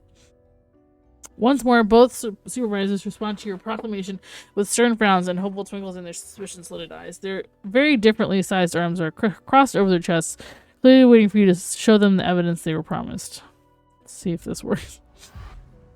Fake it till you make it might as well be the department's official motto. The illusion of beneficial cooperation might be enough to make it a reality. You quickly whip up an inspiringly imaginative reason for both supervisors to set aside their differences. And what a reason it is. Though your lie began as a simpleton's anecdote, it soon becomes a long-winded tirade about how well the narrative team's outlandish concepts could complement the statistician's precise calculations, all of which is elevated by your impressive interpersonal charisma, giving your load of bullshit a greater veneer of believability. Honestly, it all makes for a rather impressive performance. One filled with confidence, legitimate-sounding statistics, and the effortless social grace of a self-proclaimed entrepreneur flaunting their first commercial product. Hell, after a few minutes of uninterrupted oration, you're even starting to convince yourself that the scenario is realistic. But it's a shame you're dealing with true professionals, trained to orchestrate convincing lies on an international scale. Next to them, your attempt at deception is about as convincing as 3 toddlers in a trench coat pretending to be the President of the United States. Specifically, one who died decades ago. You really think you were going to fool us with numbers like those? Give me a break. I supervised the Greek government's debt crisis down to the last goddamn drachma ever since antiquity, back when Plato was still babbling about caves. If you're gonna spout fake statistics at me, you better have the math to back it up. Otherwise, it just ends up sounding like your chromosomes are neck and neck with your IQ points. Agreed, darling. I may not be as arithmetically astute as my rube of a coworker, but I'm prestigious enough of a performer to know bad acting when I see it, and yours was positively horrid. Unless you put an end to this pathetic farce and provide us with a real solution, I'll see your title as tiebreaker relinquished. Or worse. Well, damn. The only thing you managed to make them agree on is how much you suck. You better look for some quantifiable backup plans or just start picking favorites. You can't jeopardize your chances of certification by making up more nonsense. We're just going to pick one because I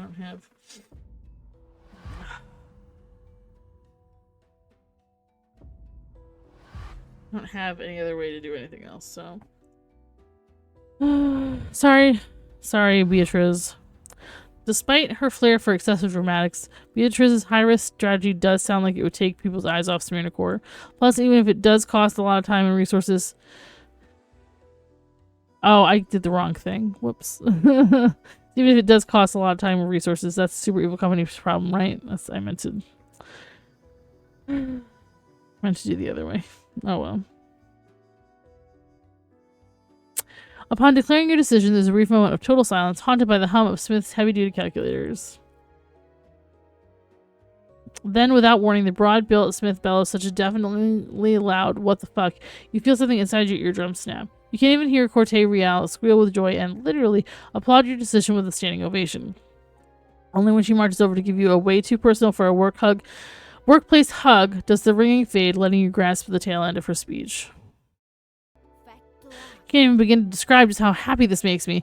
I'll admit I thought you were a total pleb at first, but it's been an absolute honor to meet a fellow appreciator of the fine arts during my time of crisis. Truly, truly an honor. I promise I won't let you down. The mass suicide you'll see on the news next week will be the single most tragic event in recorded history. You'll weep for decades. Okay, it's pretty clear she misunderstood you endorsing her plan for wholeheartedly encouraging the casualties entailed, but at least she seems happy. Whatever the case, by the time your tinnitus starts to fade, the narrative supervisor has handed you a diploma-like sheet of cardboard punched full of uneven holes and marked with kiss-shaped lipstick stains. Upon its surface, the words future-proofing certification... What? You okay? I love you. Yes, baby. Upon its surface, the words future-proofing certification are inscribed in blocky font. Here's what was promised in exchange for your support, and a little token of my gratitude to go with it. Slip this certificate into the punch card slot on the elevator's control panel once you collect the rest. That should give you full access to any area of this building, nursery included. Well, at least you got what you came for. As you thank Beatrice for her generosity and try to avoid more of her uncomfortably intimate expressions of gratitude, you make way for the office's massive bronze doors, only to thud into a wall of living brick. It's the first time you've seen Felicity standing up, and she looks even bigger than you first thought, not to mention angrier. Honestly hard to tell if the veins in her bulging biceps or the ones forking across her brow are thumping in the heart. I meant to pick Felicity. You stupid, stupid motherfucker. I thought you had one goddamn iota of common sense compared to that brain-damaged hippie. So how the hell did you think her proposal report made more sense than mine? There's no easy answer to that, but you do remember what you read well enough to cite a few arguments each supervisor proposed and how they informed your ultimate decision. While Felicity hardly looks happy, her glare does manage to go from murderous to merely vindictive. When you came to chat me up, I really thought I'd managed to talk some sense into you, but I guess I shouldn't underestimate idiots. Even the smarter ones can make some absolutely moronic decisions. Well, whatever. I made a dumb choice first by asking you to be our tiebreaker. I shot the bed and now I have to lay in it, or however it is that saying goes. Sounds like she'll respect your decision at least. Doesn't seem like she'll respect much else about you, though. After mumbling a few more insults best left unwritten, Smith tromps back to her computer chair and resumes her calculations, abacus beads clicking together more angrily than before. Seeing this, Corte Real utters a tee-hee worthy of a cartoon princess before returning to her incriminating portrait, each breath smoke smoother and more satisfied than the last. Back to work as usual, you suppose. Considering how quickly they got over this dramatic dispute, spats on this scale must be more common than you thought. Maybe you should take your certification and go before either woman decides to make you the jury of another argument.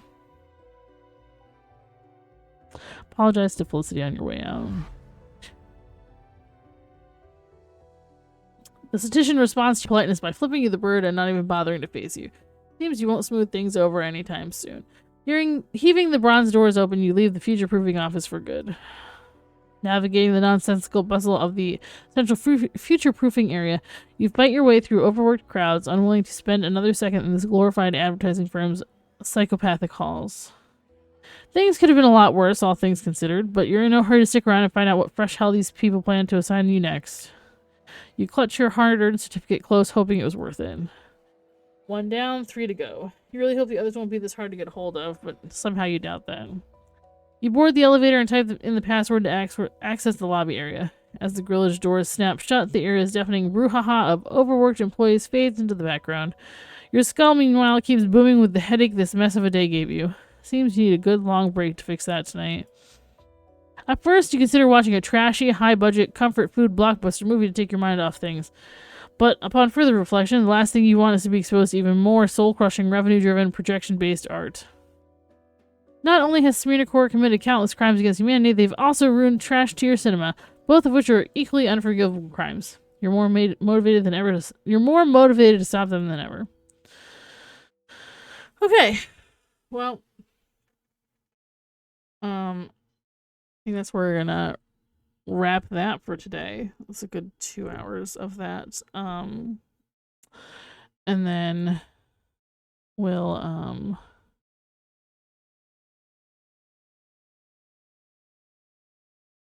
do some Fortnite, I suppose. I'm gonna take a quick break and run some ads. Get that out of the way, and then I will be back. Okay.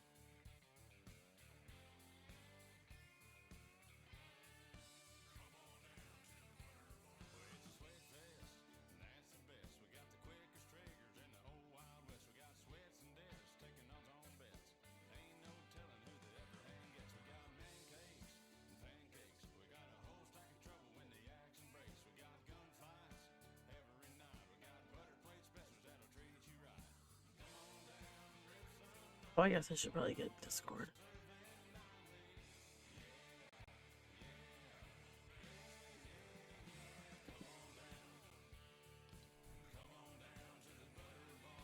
Oh, she's cute.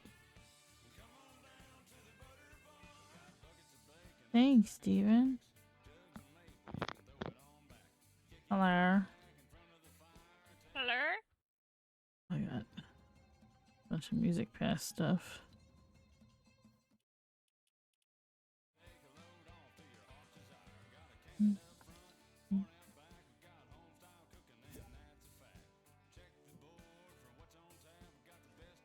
Where is she?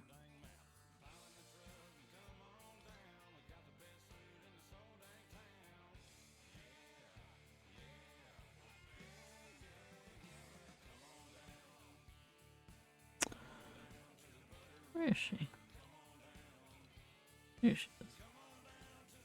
Oh, she got styles. Oh, wow. Ooh. Oh, I like.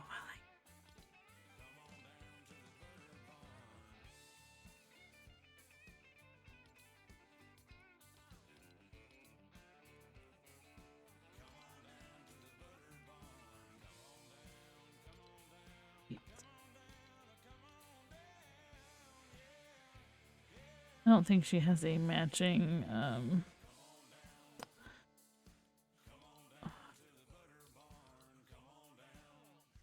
no, she doesn't have a pickaxe.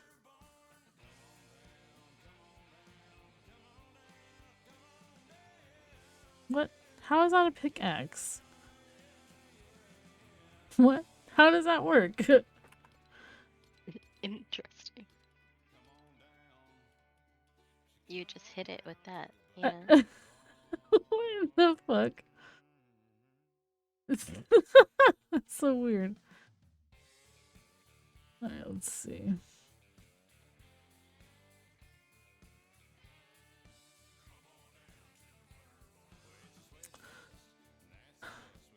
Really?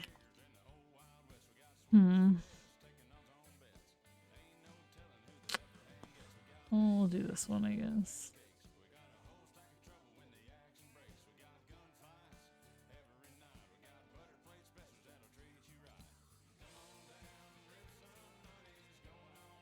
I don't think she has her own glider either.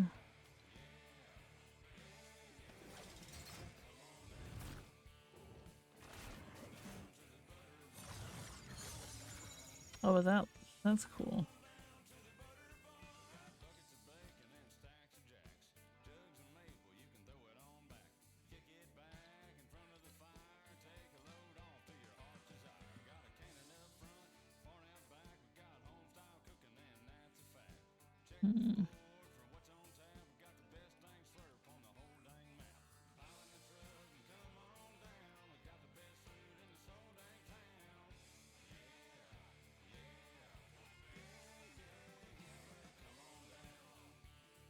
I don't have a lot of contrails.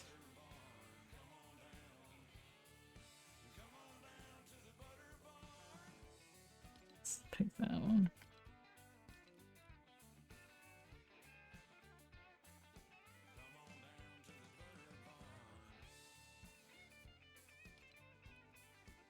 There we go.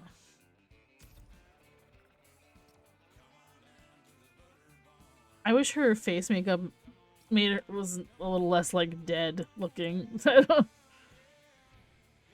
I like it.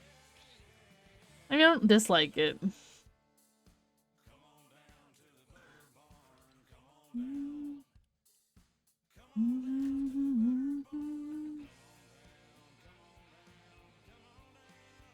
How was your day, Jenna?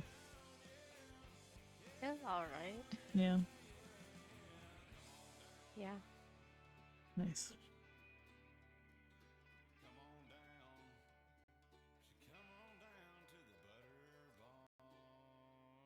Oh, I didn't load a game before stream, so I might be stuck at the end of the bus route. It'll be fine.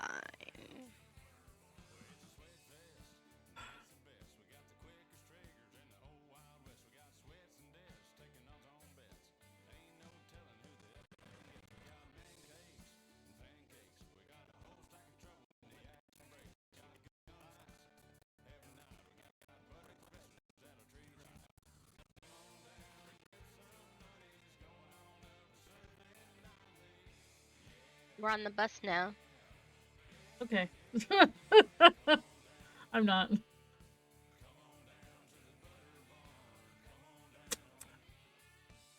Should have known better. I was like, oh, it'll be fine.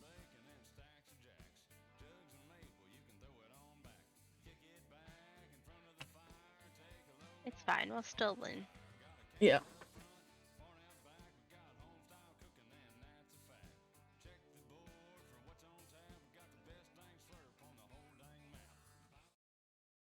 Oh. Playing my drop music, but can't see anything. Maybe it is. I don't know. It just changed the music, that's all.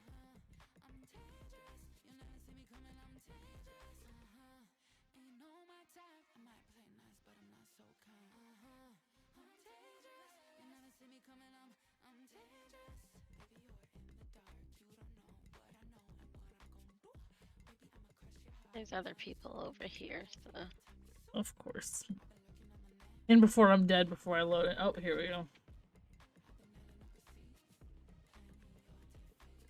Yeah, I was trying to at least get like Oh, some weapons so then I could come directly to you.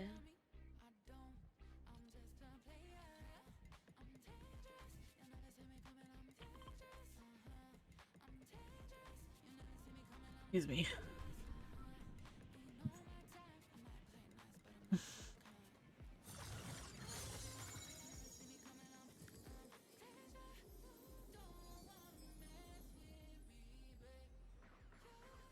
Come on.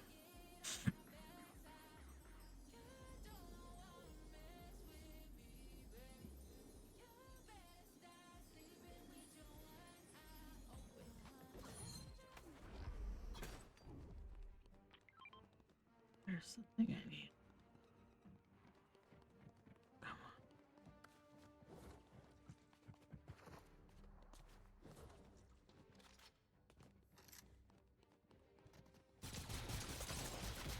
on. Oh, okay, cool. Well, it's got murderated by Robocop. Oh no, not the NPC. It's fine.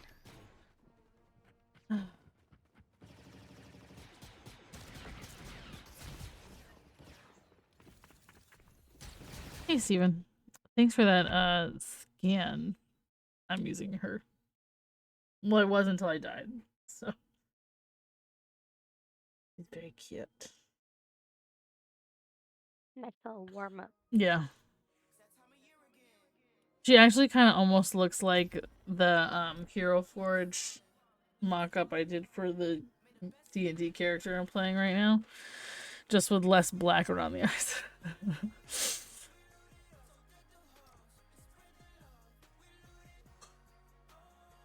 Like, scarily similar to what she looks like. Will you be joining us, Stefan?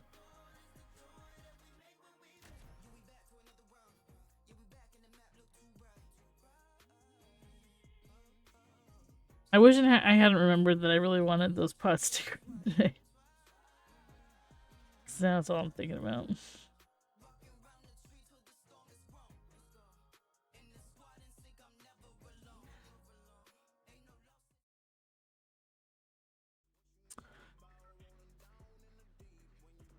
Alright, let's maybe try this one instead. Hello, I hate you.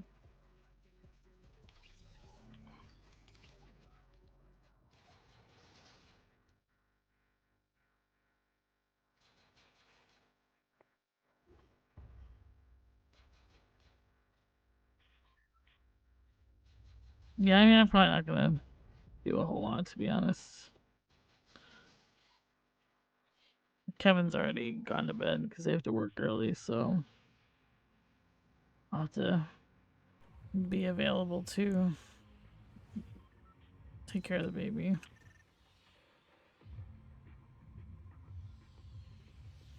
And she's already woken up like at least twice, so the next time she wakes up, she's gonna have to eat, so. Well, she's not have to, she's gonna want to. Just wanted to eat every time she's woken up. Because God forbid. Ugh. We have people here, of course, because I can't do a quest without 30,000 other people. Of course.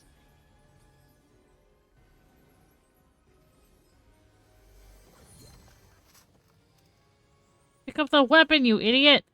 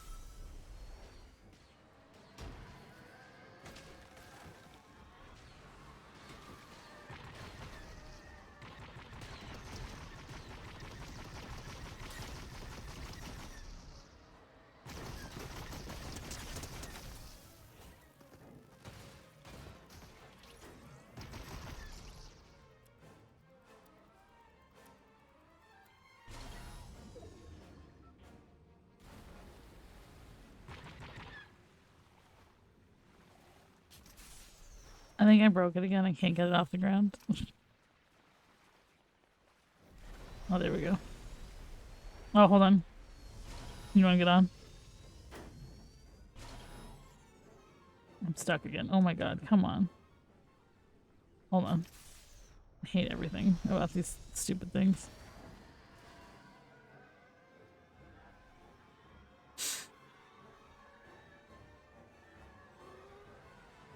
Oh, I didn't even get the thing that I was there for.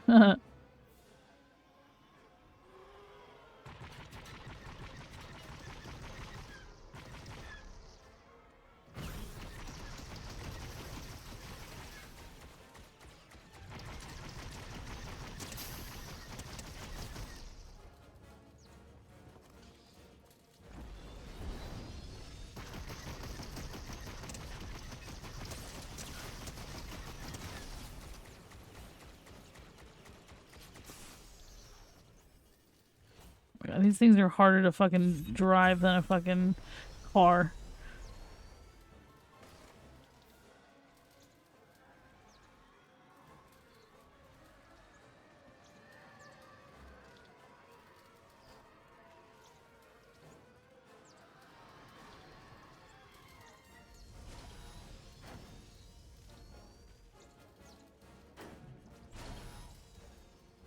Here, you want to hop on? Nope.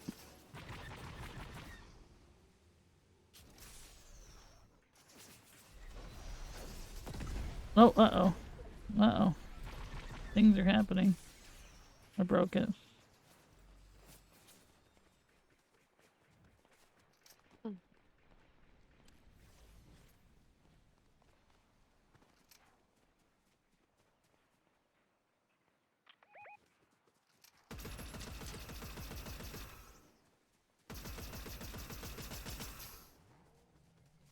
I need more weapons.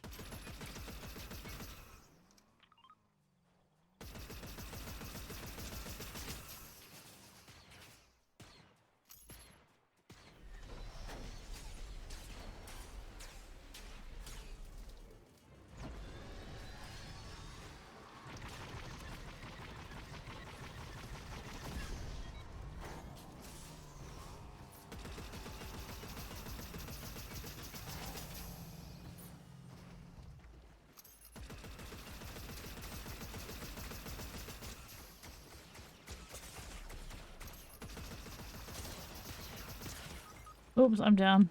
That's what happens when I only have one gun. Rip.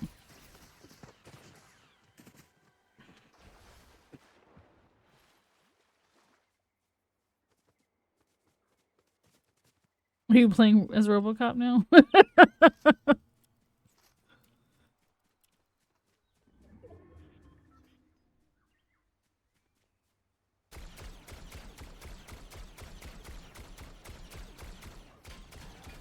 I don't know whether I prefer the lack of ammo or if I don't. I haven't really decided yet. It feels annoying. I hate these guns. Did I get you? Yeah, you did.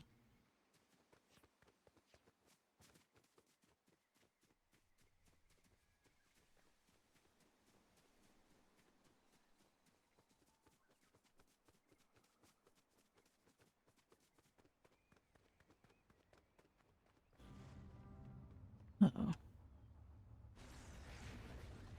Is that the one right behind you? Yeah. Probably. Storm's coming. Oh, maybe not. If it was, it would be red. Steven, how was your day? Did you stream today? I feel like you didn't.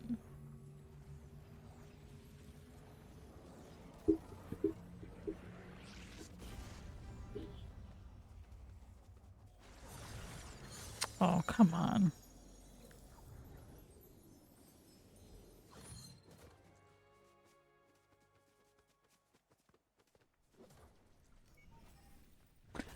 You want to sleep in? That's fair. That's valid. Okay, thanks. Where are Oh, you? God damn it. Where are you? Where are you? Sorry, I spawned in the storm. I still didn't get. Yeah. Oh, I did. Okay. I'll see. Do this.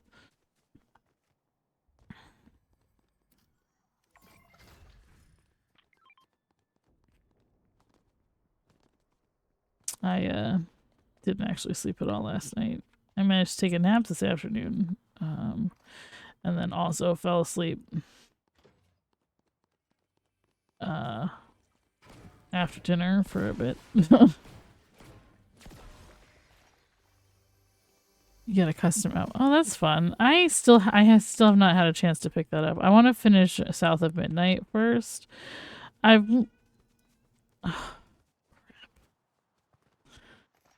There's the baby.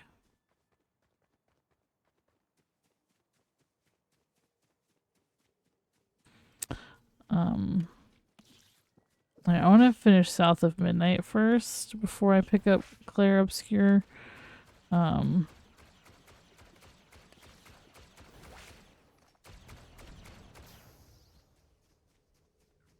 People grabbed it. Jerks.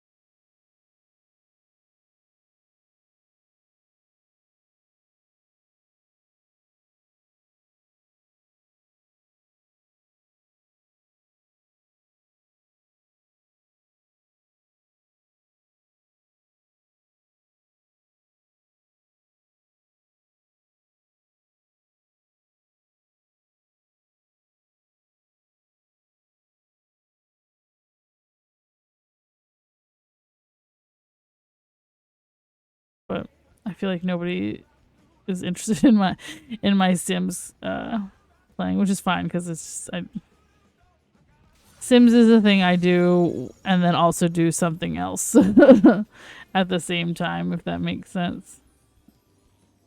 Like I work on my on a project or you know, whatever.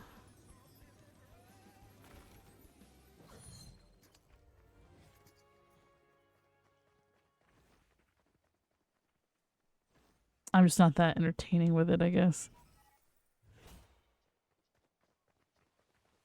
Excuse me.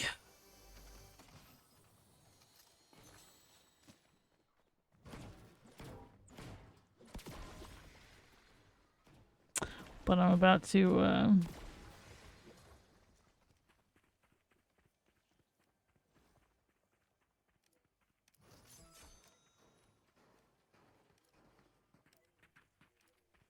have my first generation sim and oops, that's not even her girlfriend get married. Why does she still do I have to talk to you about everything? Jesus.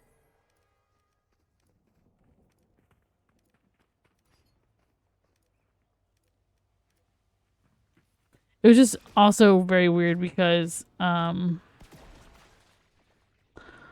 they were both in the painter career and then her girlfriend hit the top of the painter career, like got the promotion, the final promotion, but then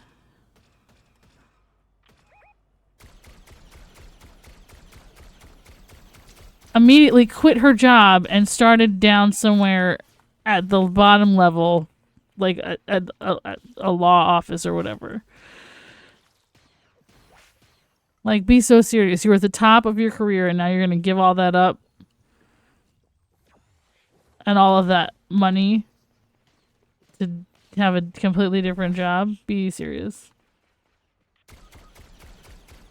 Oh my god, guys.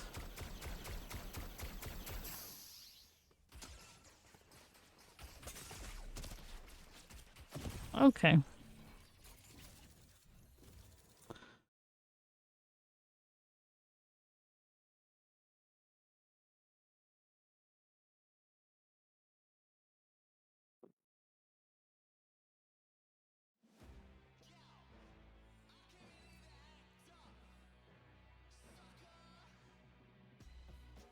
Jenna. What is that?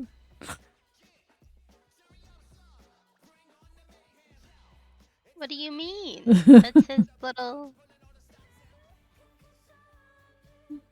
Oh, there's a whole bunch of...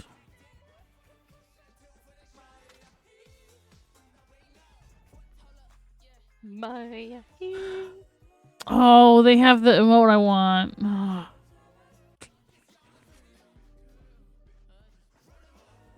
Rude. I'm gonna buy it because I've wanted it for so long and then it's never been in the shop and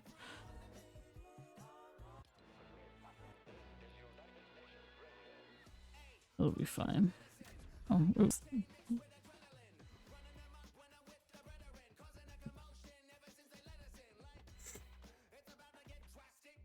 I see the girl versions of Jennison, but never actually get it.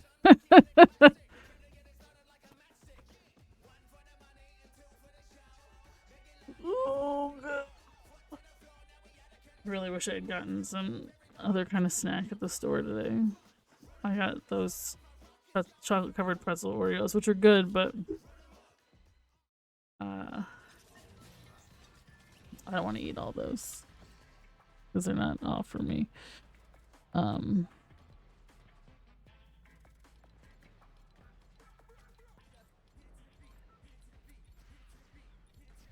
gotta put that new one on my...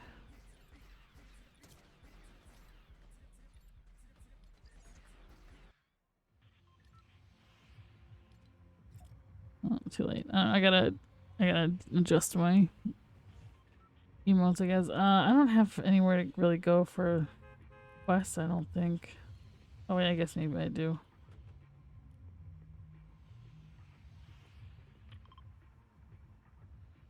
Yeah, we can do that. Need to go here or well, I'm gonna mark here for later, not for right now.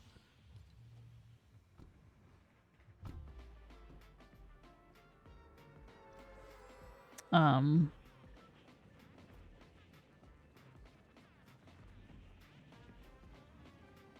remember what I was saying now. Doesn't matter. Can I fly this thing? What's this?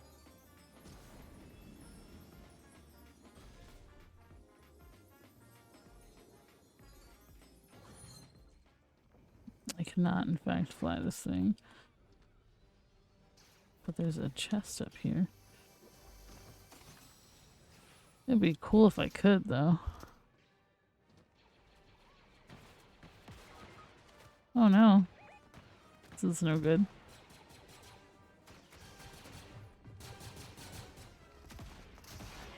Oh, I hate this fucking weapon. This is fucking garbage. Oh no, Steven. Oh, okay. Well, dick.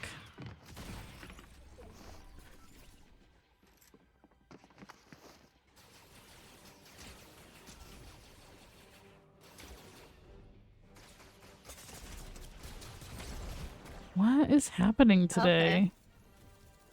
Well.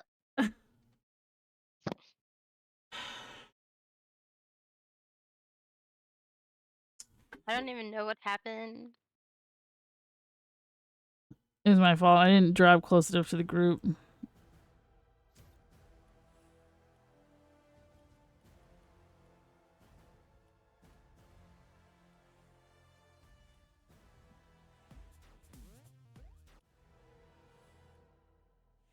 Oh, that's fun.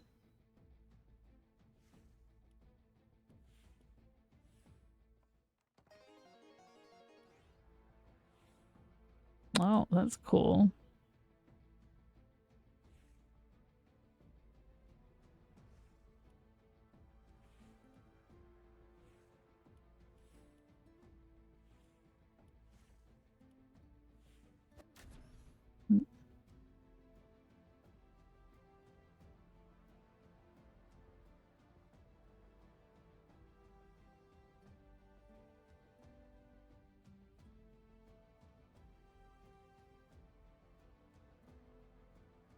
Now I also really want some mac and cheese. Sheets has these fried mac and cheese bites. They're really good.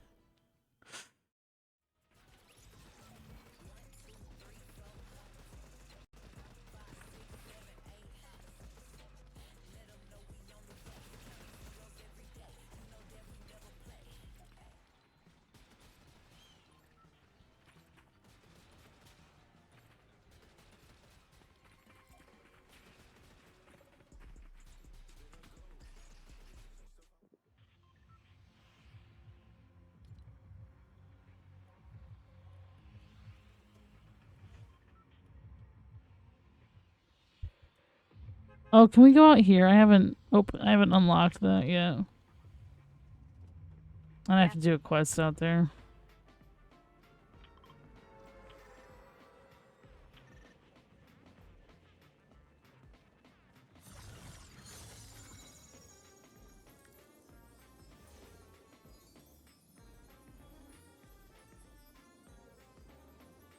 Why does my drop song feel like it's the same one every time? It should be randomized. I don't know. Take a look.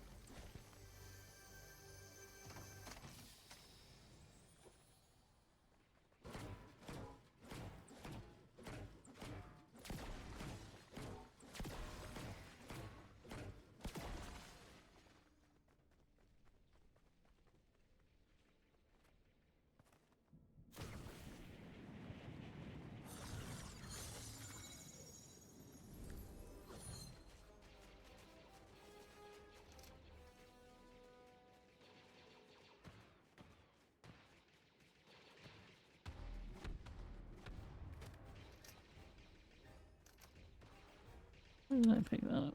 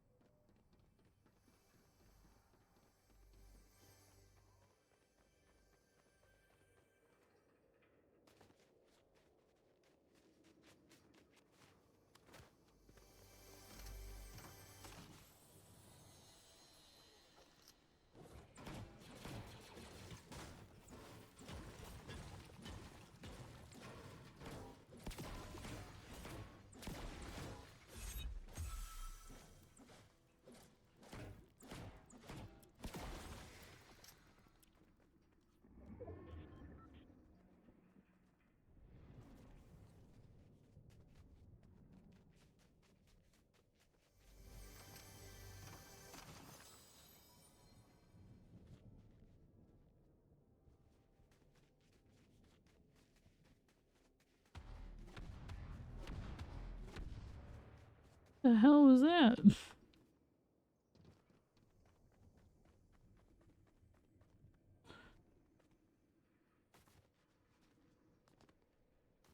I keep seeing footsteps, but not any people.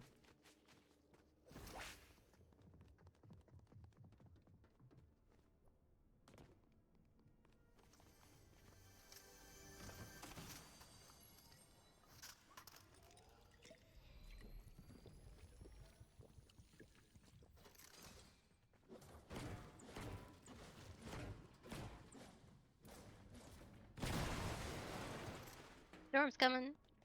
Oh shit.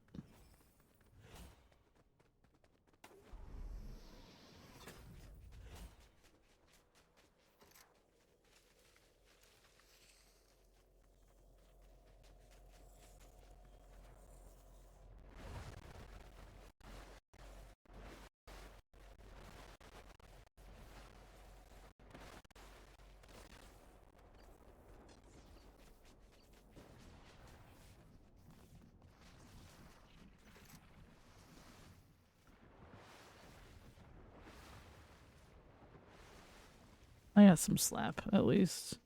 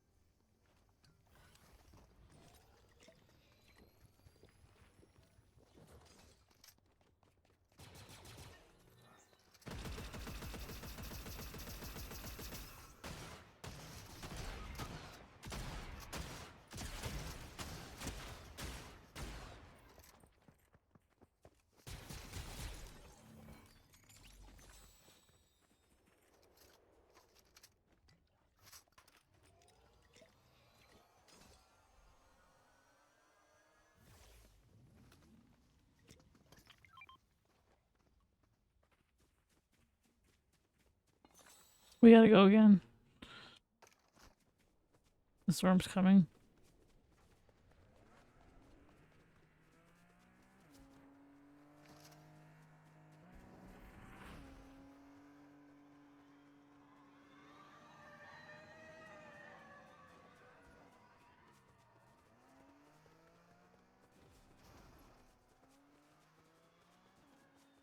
Oh, my hand's going numb.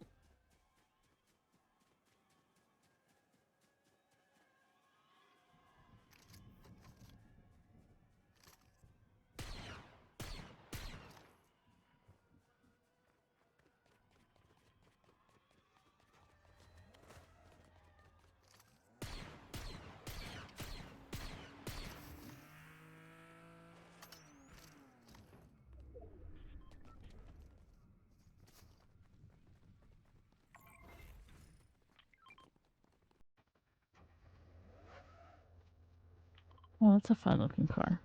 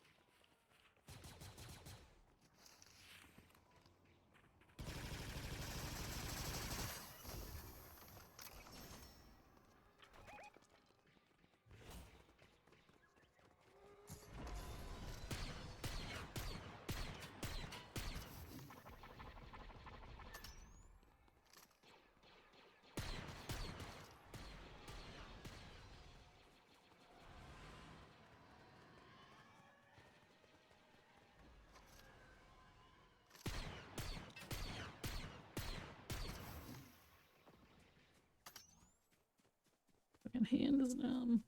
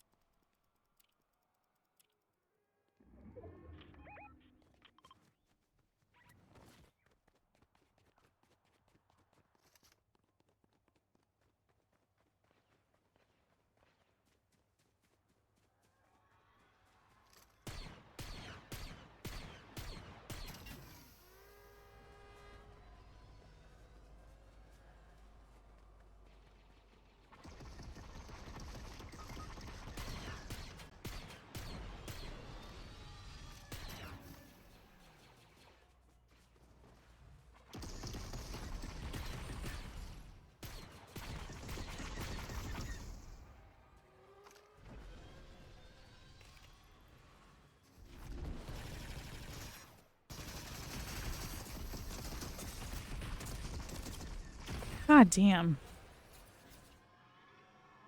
Alright, well, as much as it sucks, I think that's gonna have to be my last one. I have to go feed the baby. So she'll go back to sleep. Oh. And I kind of just want to go play The Sims and not talk to anybody because I'm in such a shitty mood. So, sorry. Not anybody else's You're fault, fine. but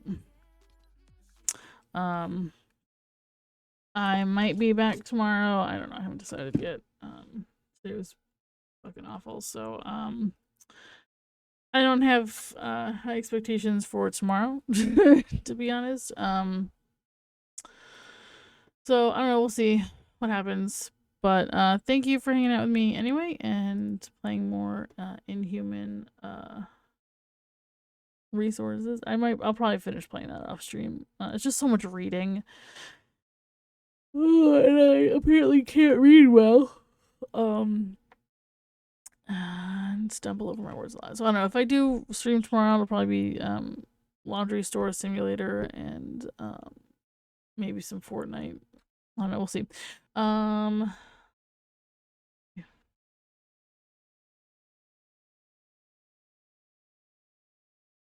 How is it midnight already?